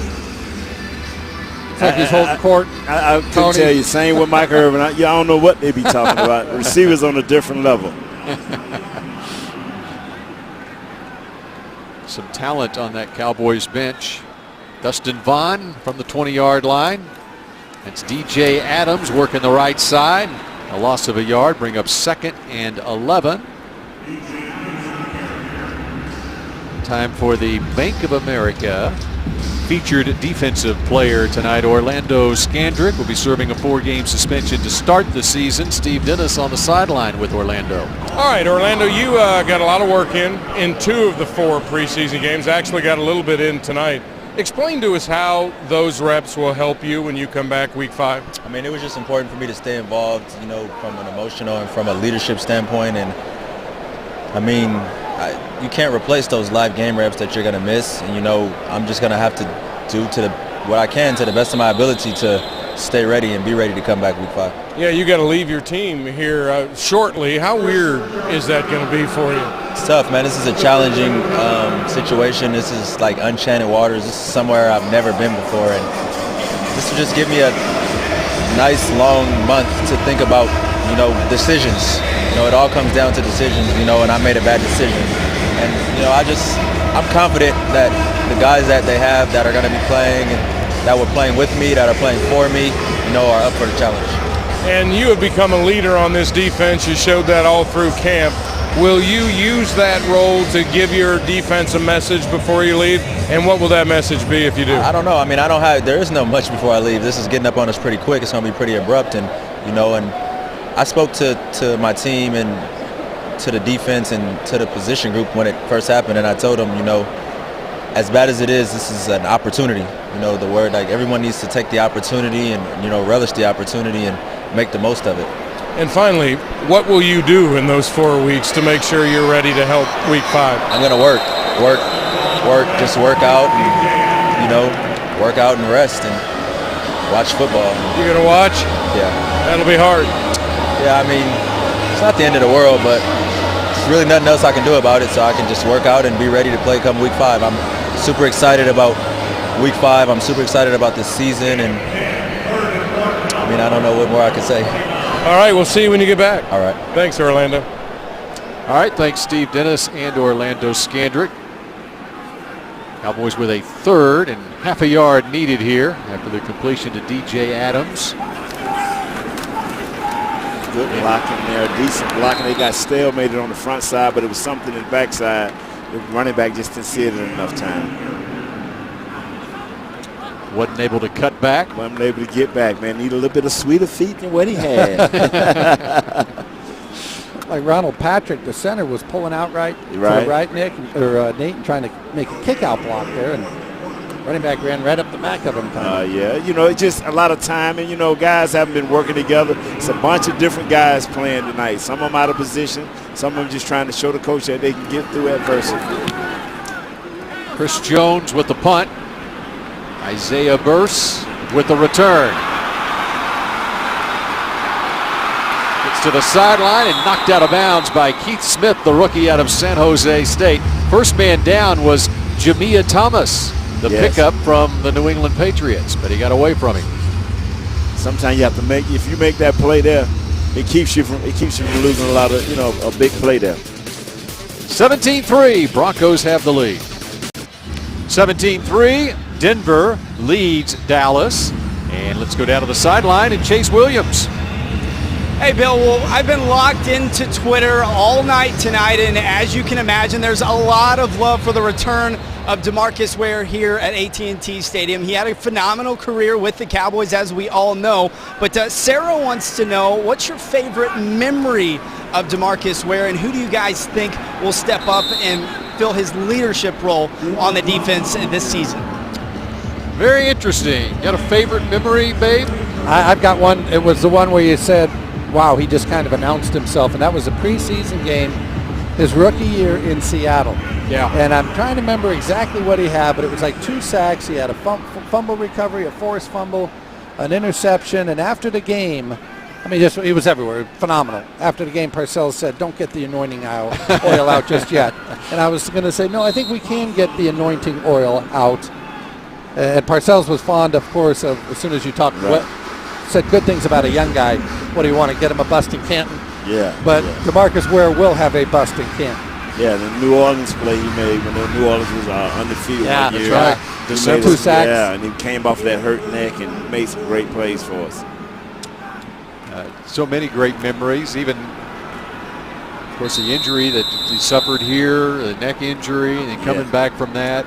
And that's one of the things that you talk to the strength coaches through the years here, what they say about him and Jason Witten is it's easy to motivate the rest of the team when your best players are the hardest workers in the weight room. You don't get a body like that being anything but a hard worker in the weight room. Man, our Cowboys got somebody off the field, man, on the 3rd down. Yo, go Cowboys. There we go. Love you, DeMarcus, but we moving on. So maybe they found somebody to replace DeMarcus there. A 3 and out. And Collin for the fair catch. Not exactly real demonstratively. Devon Street, but he gets the fair catch. Excuse me, Bill. I will say this too. DeMarcus, of all the guys that have passed through here, and I've been here 25 years now, he's one of my favorite players, favorite guys to deal with. Just a tremendous human being, and certainly great player. But wow, was he a tremendous guy as well? He's a gentleman. Yeah, he really was. Great. We lack that in our society. A guy that's just a gentleman Always to everybody. Smile on his face, and we saw him earlier tonight, giving Jerry and Gene Jones a hug. Even hugged Brett Daniels. Yeah, that's hard to do sometimes. Brett Daniels can get you going. Brett's a hard man to love at times. Yes, he is, especially through I love Brett Daniels. Shows a lot about him. No hard feelings, and then let go. James Hanna on the reception from Dustin Vaughn. How about replacing him? I mean, they draft DeMarcus Lawrence in the 2nd round, and they traded up. Totally unfair, by the way, that he has the same first name. Yeah, totally unfair, because all of a sudden the comparisons start. And now DeMarcus Lawrence, of course, gets hurt early in training camp, and even if he was healthy, it would be too much to ask one player, a rookie out of Boise State, to try to put up the numbers that DeMarcus Ware had throughout his career. It's going to be a team thing. It's going to be a defensive team thing, trying to get up them stats. Average 15 sacks a year. That's hard. Holding on to the football, tried to get away from the rush of Shaquille Barrett. And that's hard too. It was going to be a manageable 3rd down, but this one isn't so manageable. This was a quick escape here. I mean, too fast. Yeah, man. that's just. Dustin Vaughn had no chance there. John Wetzel, the left tackle, number 61, just never got out of his stance, Nate. Yeah, that's number 60, Disgrace 62. to the uniform. He ain't fat. That's why he's a little bit fatter, about 50 pounds fatter. Could have got around him so quick. But you talk about players on the offensive line sort of playing a little bit out of position there. Yes, Wetzel's been playing on the right side, but here he's on the left side. Good shot there, good jam. Oh! Going down at the goal line, but in the field of play. Yeah, and Dustin Vaughn might have been good that he didn't get tackled, because he was working his way back into the end zone, Nate. Yes, I think right there, sometimes quarterback get a little gun shy, because I think he had good protection there at the beginning. Right there, working. Step back into the pocket, babe. He didn't step back into the pocket. Mitch Unrein gets the sack for the Broncos. So backed up in the back of his end zone, Chris Jones kick it away. That's the worst part about it. You can get that ball at 15 yards behind the center. This is 10. Return opportunity, you would think, for Isaiah Verse. He got it out of there. Yes, he did. All the way back at the 42-yard line. Cover. And out of bounds. And who was it? It was the punter, Chris Jones. A 57-yard punt, and he makes the tackle. As a special teams coach, you love the 57-yard punt. You don't like the return. You love the punter making the tackle. Yeah, a lot of those big punts come when you are backed up, because it's protection first down there at the goal line. 17-3, Denver leads Dallas. Scott Linehan on the Cowboys bench. Dustin Vaughn there as well. Let's take a look. Yeah, and I'm sure they're telling Dustin Vaughn, hey, just dump this one off. You see the Broncos, it's 3rd and 15. Freeze it right here. Broncos look at all this coverage they've got back here. It's all to take away that first. There's your man right over the ball. Just give that back the ball, let him go. Great field position for the Broncos. And Jawan Thompson knocked out of bounds. That's a zone run right there. A good block by your tackle. This one's coming back. Penalty on Denver here. Holding. Offense. Number 71. Is that 10-yard penalty from the previous spot. Replay first down. Is that my left tackle with the good the good block? Yeah, let me see here. That's yeah, he didn't let him go. He didn't let him. Good movement right there. Let him go. Let him go. Let him go. no, don't let him go. It's a hold against the Broncos. I'm just saying, offensive lineman always in first, I'm sorry. Got where I was. Again, it's out on the edge out there at that guy. Easy to see. 1st and 20 for Osweiler. He's going to run it and has some running room and has the first down and pushed out of bounds by Ahmad Dixon.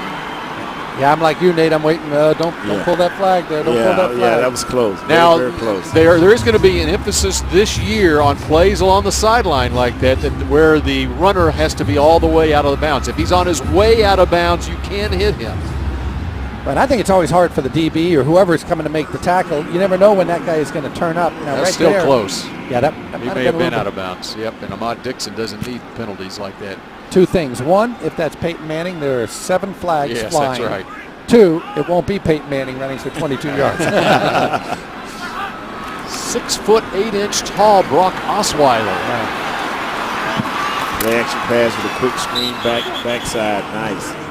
Isaiah Burse. You want to know how you know your quarterback is tall other than just looking at him? Denver put him in on a field goal, I believe it was last year, in an overtime game to try to block the field goal attempt. Yes, how many times do you see a quarterback coming onto the field on field goal block? But he did it.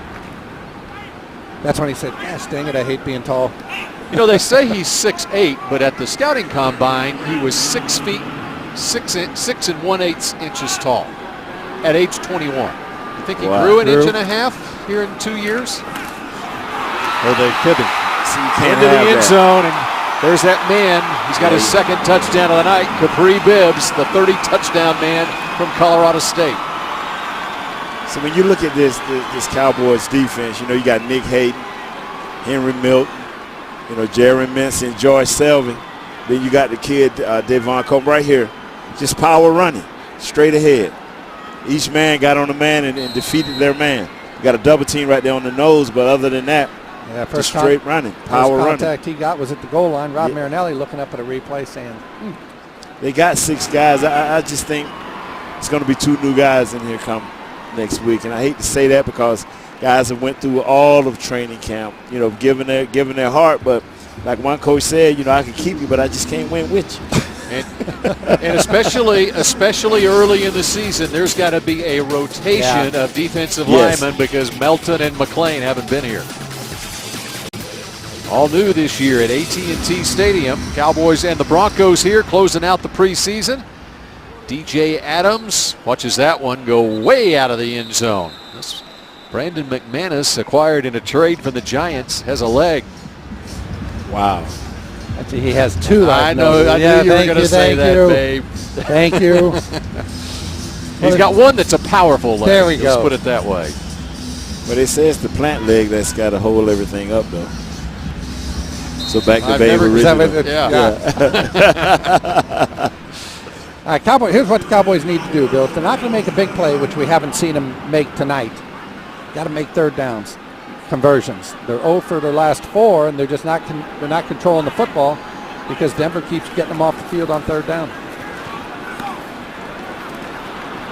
A completion for about 8 yards. And let's hear from Dustin Vaughn, the fact he was not drafted out of West Texas A&M, the Sony sounds of the game.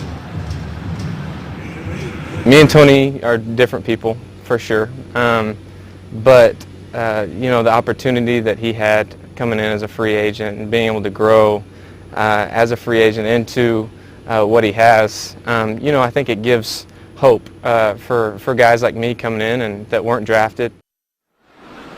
Dustin Vaughn at the controls of the Cowboys offense. Of course, Romo out of Eastern Illinois, undrafted in 2003. And Philip Tanner, undrafted out of Middle Tennessee State, in his return to the Cowboys, picks up 4 yards, and that's a first down. That's nice, Nate, because now they don't have to go to third down to get the first down. And Jason Garrett talks about making first downs on first and second down and not always having to do it on third. That gets tough. It's all about execution, man. The attention to detail. And right now, you just, like I said, you got to play within the system, but you got to try to dominate because this is the 53rd man, the 50th man, so you got to play ball here. First down from the 32. Fires that football for a first down. There's a good throw. Yes, it is. So now they made a first down on second down. They made a first down on first down. I don't think he can get better than that, Bill, can he? I don't think so. Devin Street there. Nate, back to your point, they don't number them.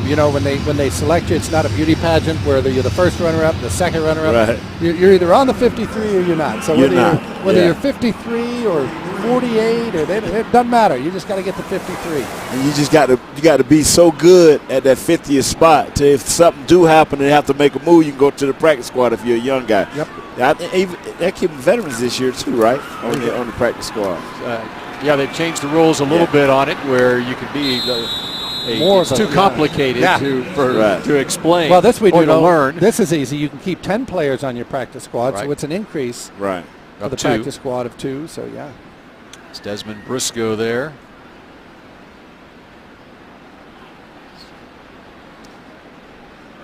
Sorting it out is Ron Torbert, our referee tonight. And they're trying to sort it out. Saying, hey, talk to the referee. Talk to him. Jason said, no, I want to talk to you. Illegal hands to the face. Defense, number 48. 5-yard penalty from the previous spot. Automatic first down. It's on Shaquille Barrett. Wow. And it's something. Slot. That was wow. Wasn't much, was it? Whoa, the game's going to be 8 hours if you're going to call that. They don't want those hands getting up to the head area. Mostly it's been called on offensive linemen. Yeah, but that's a point of emphasis in the interior there. They're in the trenches. You like to see that, Nate? No. No. It first started with Eric Williams back in the day, punching people's face masks. Yeah. Now they just, enforcing it even more. And they're going to call it both ways as far as a defensive lineman, hands to the face as well. That's one of the points of emphasis. They say they are, but like if you go to any children's basketball game, when the parents shout out, call it both ways, Ralph. We're going to be hearing a lot of that from the each respective sideline. That happens almost every play, especially during the regular season. Yeah. A lot of people say holding happens almost every play, you can call it. Quick escape, flag. Dustin Vaughn making like Brock Osweiler going down the sideline and out of bounds. Going to push the Cowboys back, it looks like. Is that going to be Ronald Patrick, 67, Nate? He got a quick escape, Offense, number 67, 10-yard penalty, replay, second down. Yeah, he didn't get himself set quick enough. It's the end of the third quarter. Ronald Patrick, the rookie out of South Carolina. Not a good night for South Carolina, and we'll explain that when we come back. But first, this from your local station.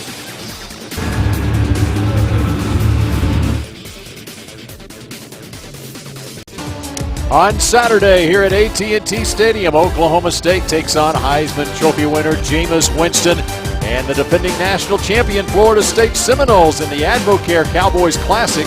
Go to Ticketmaster.com and get your tickets right now. Saturday night, college football kicking off here at AT&T Stadium. Dustin Vaughn throws incomplete to the near side to Desmond Briscoe. Loses his helmet on the play as well. He had a guy on him again. The offensive line got to tighten up just a little bit. They got to tighten up just a little bit. Guy was on him real quick. He couldn't get a follow through here. You see the guy up on his right arm. I believe that was Sione Fua. It was the same man that drew the hold against Patrick, and who is the same man who went to my high school. Sione Fua. Fua? Crespi High School. Really? I did Encino, not know that. California. Well, now you do. Wow. He looks much younger than you. Then he went on to Stanford. Looks much younger than me. Well, he was a freshman. I was a senior. That's a hands to the face. Bailing out is Vaughn. Sometimes, Nate, you can get out of trouble, and sometimes you get yourself into more trouble. That's that right. Just about happened there because that ball just about got picked off. But again, Cowboys are sitting there in 3rd and 14.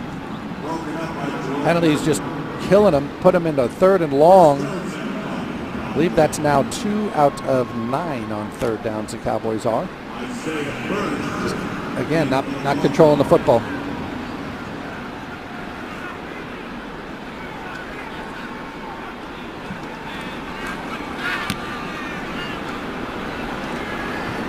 Punt.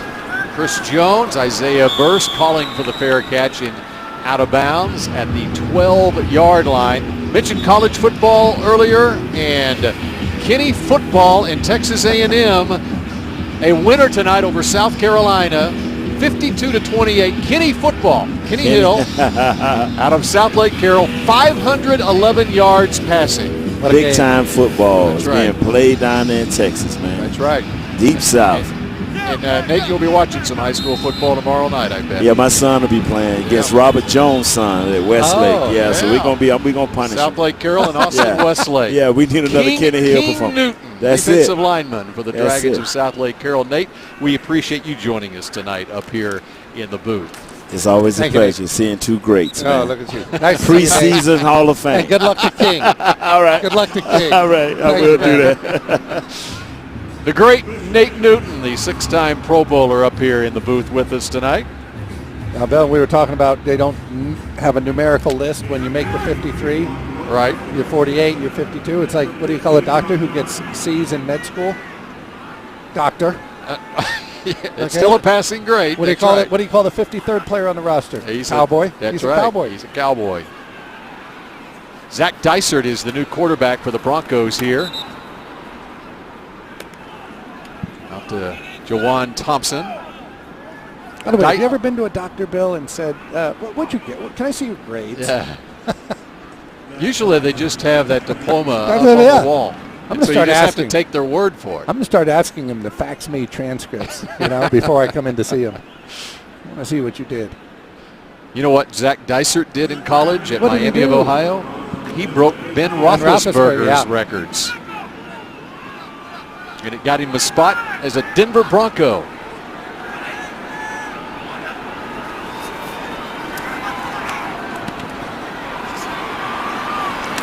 There's Isaiah Burse. And that's Jamia Thomas, the new Cowboy with the stop. John Elway took over as the executive vice president of football operations. And what did he do, Bill? He drafted quarterbacks. Osweiler 2 years ago. Another one last year. He wasn't there, by the way, when they drafted Tim Tebow. That's right. Who, by the way, the Cowboys could have had. They screwed up. They took Des Bryant at 24, so Denver snatched up Tebow at 25. First round. And going deep down the sideline is Dysert, just beyond the reach of his intended receiver, Benny Fowler. Terrence Mitchell got turned the wrong way on this one, and he kind of got away with it. He's beat up the right sideline here. Look at this turn to the outside. Get that thing turned around. He had him. Yep. He knew it. So 2nd and 10. And funny, all that experience at the top for the Broncos at the quarterback position with Peyton Manning and not much behind him. In terms of experience, that is, not talent. Manning going into his 17th year. Osweiler going into his 3rd, and this will be Dysert's 2nd. This game brought to you by AT&T, mobilizing your world. You can certainly understand why the Broncos keep 3 quarterbacks on their roster. I mean, the backup doesn't have experience. But always looking to develop quarterbacks too, even though you've got the Hall of Famer leading the way in Peyton Manning. So what do you think Cowboys keeping 3 quarterbacks? I know you're in favor of it. Yes, I am. But I always say only keep the third if you think he's got a chance. And personally, I think Dustin Vaughn has a chance. Now, that's not saying anything other than he has a chance. I think Peyton Manning, who we see here, has a little bit of a chance. Yes. But if he doesn't, you don't keep three just to say I've got three quarterbacks. But look what happened last year when the Cowboys got into a 40-year-old John Kitna. Yeah, last week teaching of the school season. and coming in looking like the Michelin Man because you didn't have a guy. Devin Street looking a little more comfortable fielding that punt. He's had some experience tonight. But I think, too, in any business, Bill, right, you're developing people. It doesn't matter. You develop them down the road, so one day they become a manager, then a vice president, then a president. Develop the quarterback.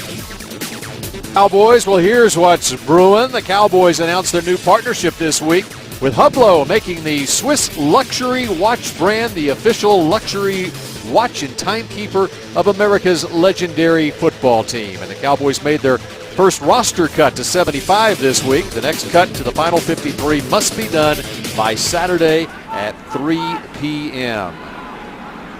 Stop by Dunkin' and get a freshly brewed coffee. America runs on Dunkin'. Cowboys are hoping to run on Dustin Vaughn's arm on this drive right here. 24-3 here. Only Cleveland and Dallas were winless coming into this final week of the preseason. Last time the Cowboys were winless was 2000, I believe. Correct? Yes, 2000. They were winless in the preseason in 62, 86, 98, and 2000.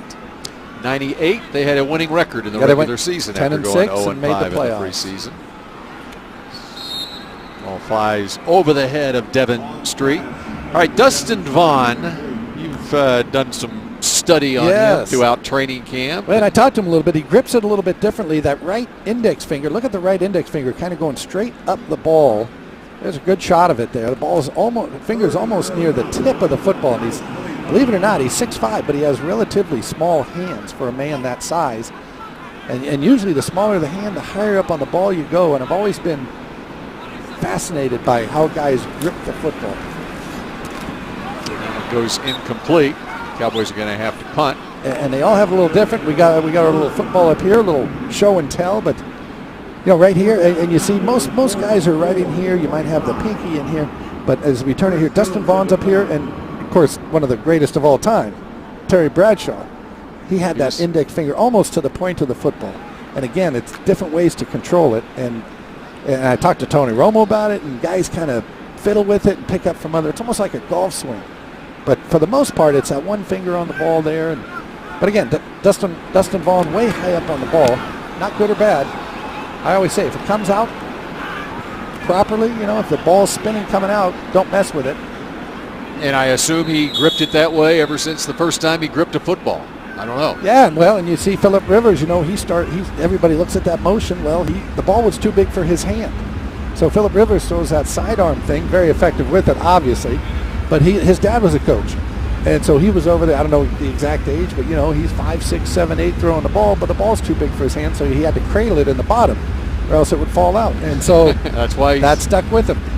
Somewhere, Sean Marion, the former Maverick, learned to shoot the ball out of his chest and never changed. But and why change when you're in the NBA? Well, and I did ask Scott Linehan. I think I might have mentioned this story, but I asked Scott Linehan, hey, do you coach the grip? We were at training camp in Oxnard. During the kick, personal foul, face mask by the kicking team. That 15-yard penalty will be added to the dead ball spot. It's Denver's ball. First down. Timeout. But anyway, he said not much. He lets them, ball comes out, lets them go. Linehan doing some coaching on the sideline now. Well, how about the new video boards here at AT&T Stadium? AT&T providing the first ever fan-empowered digital platform for fans, giving you the chance to personalize your in-game experience. The Cowboys opened these boards up in the East Plaza during the Ravens game a couple of weeks ago. And what's a great way, I was looking at it before the game today, the statistics they put up there as the Broncos on offense and the Cowboys into the field. It's a great way when you're at the game, babe, to keep up with fantasy football. Now, I'm in our television booth here tonight, but obviously once the regular season starts, I'll be with my good buddy Brad Sham, and I'll leave my good buddy Bill Jones. I'm going to have to fight looking up at the board and concentrating on calling the game and keeping abreast of my fantasy team. And it's crystal clear. Yeah. You can see it from anywhere in the stadium. As the completion goes down to the 36-yard line.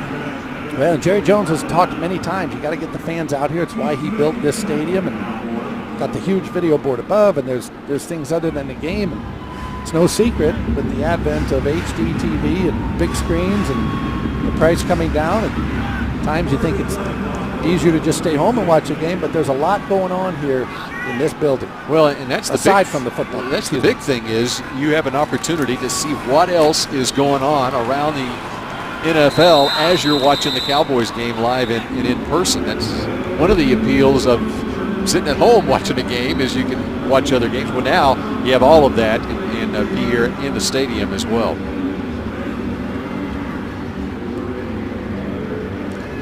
I was here when they hosted a USA World Cup game here. They had 30,000 people out here watching on the big screen. It was awesome. Oh, yeah. You're not going to find a better TV. Right. I don't care how big your TV is at home, Bill. Long field goal attempt from McManus is no good. 54-yard attempt by Brandon McManus. Yeah, you're talking about the one that was just basically simulcast here. Yes. On the Cowboys vision. Cowboys will take over on offense as Dustin Vaughn has another opportunity. Just over 9 minutes to go. 24-3, Denver leads Dallas here in the fourth quarter. Back to the sideline we go, and Chase Williams. Chase. All right, guys, we've been tracking the hashtag Dow versus Den all night tonight. And before we get to the question that everyone's talking about right now, got to ask you guys, do you know what emojis are? Bill, I know you're active on Twitter. Do you know what the emojis are? Oh, yes. My daughters taught me the emojis. All right, well, there's a lot of smiling emojis and a lot of hearts for Dustin Vaughn right now and Philip Tanner. What are the chances the Cowboys keep both of these guys for the 53-man roster, or do you think they somehow manage to get them on the practice squad on the upcoming season?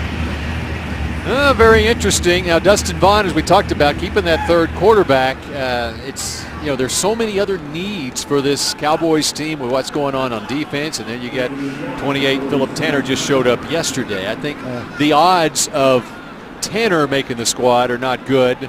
Just because there's an abundance of running backs. There's already a conversation about, do you keep 4 running backs? Those 4 aren't playing in tonight's game. It's DJ Adams on the receiving end of the pass.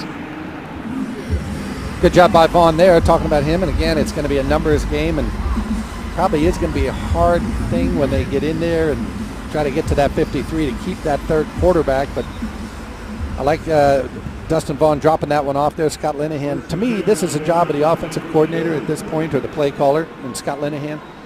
Find him some completions. You don't have a great offensive line in front of you right now. John Wetzel, the left tackle, he's getting beat. Your center's getting beat. So get the ball out of your hands. Little quick screen, things like that. Get the ball out of the quarterback's hands. The screen. There you go to DJ Adams. Can he get outside? No, he's tripped up. Right idea, wrong execution. It's Jamar Newsom on the left side here, though. He loses his block on the receiver, on the corner. That trips him up. You had a little bit of a play there. Well, how difficult, though, for a rookie quarterback coming in here and really putting up really good numbers, as evidence. I mean, so much attention on Johnny Manziel in Cleveland tonight for the Browns. He's 6 of 17 for 83 yards, so another not a good night for him. There's the sack as Vaughn goes down.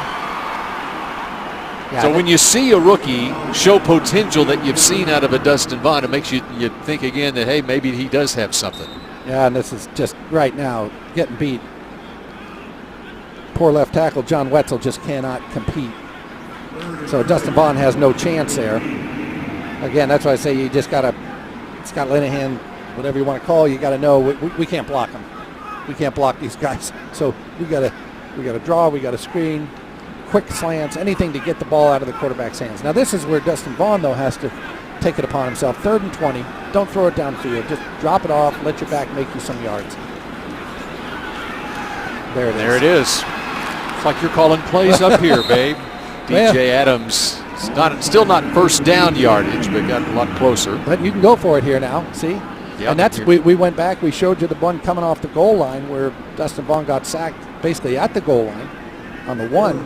You know, just dump it to the back, let the guy go, and you know, again, he gave himself a little spot here, gave himself position. I do know this, Dustin Vaughn is going to know he played a football game when he goes to bed tonight. He will be sore. That was Marvin Austin, who played one game for the Cowboys last year, one of the 20-something defensive linemen that came through here last year, number 76. And under pressure and dropped again is Dustin Vaughn. Welcome to the NFL. Yeah. Broncos came with a delayed blitz here, and Lewis Young comes off the left side and just left side of the Cowboys offense, and he's just totally unblocked. This is looking bad. Watch the coming to the left side here. Guard late getting out to find it. That's trouble. So the Broncos take over on offense. Tough go for Dustin Vaughn. 3, Denver leads Dallas. Scott Linehan talking things over with Dustin Vaughn on the Cowboys sideline as the Broncos are on offense. Jack Del Rio calling up the blitz there for the Broncos. Of course, former Cowboy Jack Del Rio, the defensive coordinator for the Broncos, former head coach of the Jacksonville Jaguars. Zach Dysert going deep downfield. All right, babe, talking about cut down day in the NFL. All right, we showed Jack Del Rio there. Pat Jones, former NFL assistant, now is retired, lives in Tulsa. He's a former head coach at Oklahoma State. He was telling a story on the radio in Oklahoma today, the sports animal in Oklahoma City, about Jimmy Johnson. And you talk about cut down day in the NFL. There was a time Jimmy Johnson was head coach of the Miami Dolphins, was in tears when he cut Jack Del Rio. Zach Thomas comes to the Miami Dolphins as a rookie out of Texas Tech. Clearly, he needs to be the middle linebacker for the Dolphins. Jack Del Rio had to be cut by Jimmy, and Jack Del Rio meant so much to Jimmy Johnson that Pat said that Jimmy was actually in tears when he had to cut Jack Del Rio. Now, as it turns out, it probably was the best thing that ever happened for Jack Del Rio. It was okay? Yeah, because 7 years later, he's the head coach yeah, of the Jacksonville Jaguars. Jack Del Rio doing a great job. You know, he just looked like a coach. I played with Jack for a year here in Dallas, and he's one of those guys like Jason Garrett and like a couple others where you just knew, hey, if they want to coach, they would be coaches. They're coaches as they were playing. Sean Lee's going to be that kind of guy. Hopefully not too soon for Sean, though. Dysert finds Cameron Mora for a first down to the 31. Of course, Del Rio played here from 89 to 91, so it was prior to the Super Bowl teams. Correct. But then continued his career even after he left here, and had a very nice career, of course, in the NFL. And Pat Jones said Jimmy was in tears cutting Jack Del Rio. Yes. Yeah. Yes. Because we had a similar situation. Jimmy had a similar situation with me when he cut me. The only difference was I was the one in tears. Jimmy was smiling, right? I said, never forget, you know, they call you in. Now they say bring your iPad. Right. In those days, you know, bring your playbook. Coach wants blah, blah, blah. I go in, and Jimmy just said, boy, babe, I appreciate everything you've done. I think you're a good player. You know, you worked hard. You did everything I asked of you, blah, blah, blah. You're going to be a success in life, all this. And when you finished, I said, Coach, are you sure you want to cut a guy like that? I mean, it sounds like a guy you... Oh, I did. I said, man, this sounds like a guy you want on your team. So I think you're a good player, this, that. But I think you'd be a really good sportscaster. Right, exactly. He set up a 3rd and short. Now Jack has fashioned out a nice career for himself. As you mentioned, head coach in Jacksonville, coordinating now the Denver defense. And he's going to get another head coaching job in the NFL, or I would be surprised, let me say, if he doesn't. And of course, when John Fox had his health issues last year, it was Jack Del Rio who is the interim head coach of the Broncos down the stretch run of their Super Bowl season, AFC Championship season. DeJuan Thompson looks like he's got the first down. They'll move the chains. Well, unless the Cowboys make a miraculous comeback, they are headed for their first winless preseason since 2000. And Cleveland winning tonight, and they were the only two teams, Dallas and Cleveland, coming into tonight's game without a win. So Dallas appears to finish up the season as the only team without a win in the preseason. Now, typically that doesn't get head coaches fired. Would you agree? That's right. In fact, I remember. Actually, I remember a 3-1 preseason in 1989 that turned into a 1-15 regular season. When John Elway was playing in overtime in a game in Denver. Yes, against the Cowboys. Overtime. Imagine that today. Where we barely see the first team. Yeah. We don't see the first teamers in the fourth preseason game. Up the middle. We approach the 2-minute warning here. Cowboys with some business to tend to over the next 48 hours, like all the NFL teams, as they get down to 53 on the final roster. And I do think, well, the Cowboys and Jason Garrett, they'll be scouring the waiver wire for many positions. You always look, I don't care how good you are at any position, you're always looking to upgrade that position. But I do think in that front seven, they're going to have their eyes out for some players coming in here. Yep. Will McClay and the rest of that scouting department front office looking for front seven defensive players. 24-3 Denver over Dallas. You're looking at Mike Pope, the Cowboys' new tight ends coach after 14 seasons with the New York Giants. And yes, the tight ends got introduced to Mike Pope in Oxnard this summer. They were doing the Ice Bucket Challenge before we even had the Ice Bucket Challenge. Yeah, he's got some crazy drills. He's awesome to talk to, and boy, he's a really, really good coach. Been around a long time. Coached with the Giants for many, many years. Bill Parcells and Tom Coughlin. And I just talked to him the one day, and boy, he taught me more about catching the football in about 5 minutes than I may have ever learned before. Is that Broncos are going to take a knee. Cowboys will go winless, Bill, and I stand corrected. Indianapolis also does not have a win in the preseason. So and some people are picking them to go to the Super Bowl. So it'll be Indy and Dallas. So if Cleveland ends up winning, as it appears that they will. No, in the preseason here in their game tonight. All right, Cowboys as San Francisco comes in here a week from Sunday. There's been talk about Des Bryant perhaps having a contract done before the start of the regular season. Do you think it's important that happens before then? Not for me. Always thinking about you. Des loves football. That's well documented. He's going to come in here and that he's going to play, and they will take care of him. As I've said many times, the last thing I'm going to worry about a lot of things. I'm not going to worry about Jerry Jones paying players because Jerry has never lost a player who he wants to keep. He will be here and they'll get it done. Yeah, and whether it happens before the start of the regular season or sometime during the season, it's going to happen. Can't tell you how much money and what. And you know what's interesting though, the Denver Broncos are in the same situation with their star wide receiver, Demaryius Thomas. Almost identical numbers to Dez in their careers. Came in the same year. Last 2 years, Thomas has caught 24 touchdown passes, Dez 25. Total number of receptions, almost identical for them. And came out in the same draft. Thomas was taken at number 22 in the first round, Dez at 24. So, yeah, just parallel careers. So Demaryius can't wait to see what Dez gets in this he's saying, go, Dez, go, baby. The more you get, the more I get.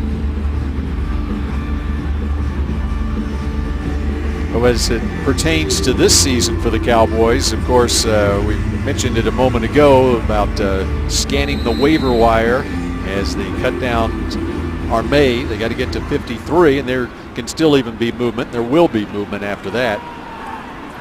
Other decisions have to be made. Brandon McManus. Kind of a meaningless field goal, but the Broncos want to take a look at Brandon McManus and give him all the kicks they can here because, again, Matt Prater has been suspended for the first 4 games of the season, so he'll be their kicker. McManus Hannahs was just picked up a couple of days ago and bidding to get on this team at least for the first quarter of the season. The Reliant Bring the Energy Defensive Player of the Game. Welcome to Reliant. How can we help you? Well, getting to the quarterback was Kenneth Boatwright. Had the sack of Brock Osweiler, and Boatwright trying to make this team as the Cowboys cut Martez Wilson on Tuesday in the first cut. He was competing with him, and he's going to be competing with what's on the waiver wire as well.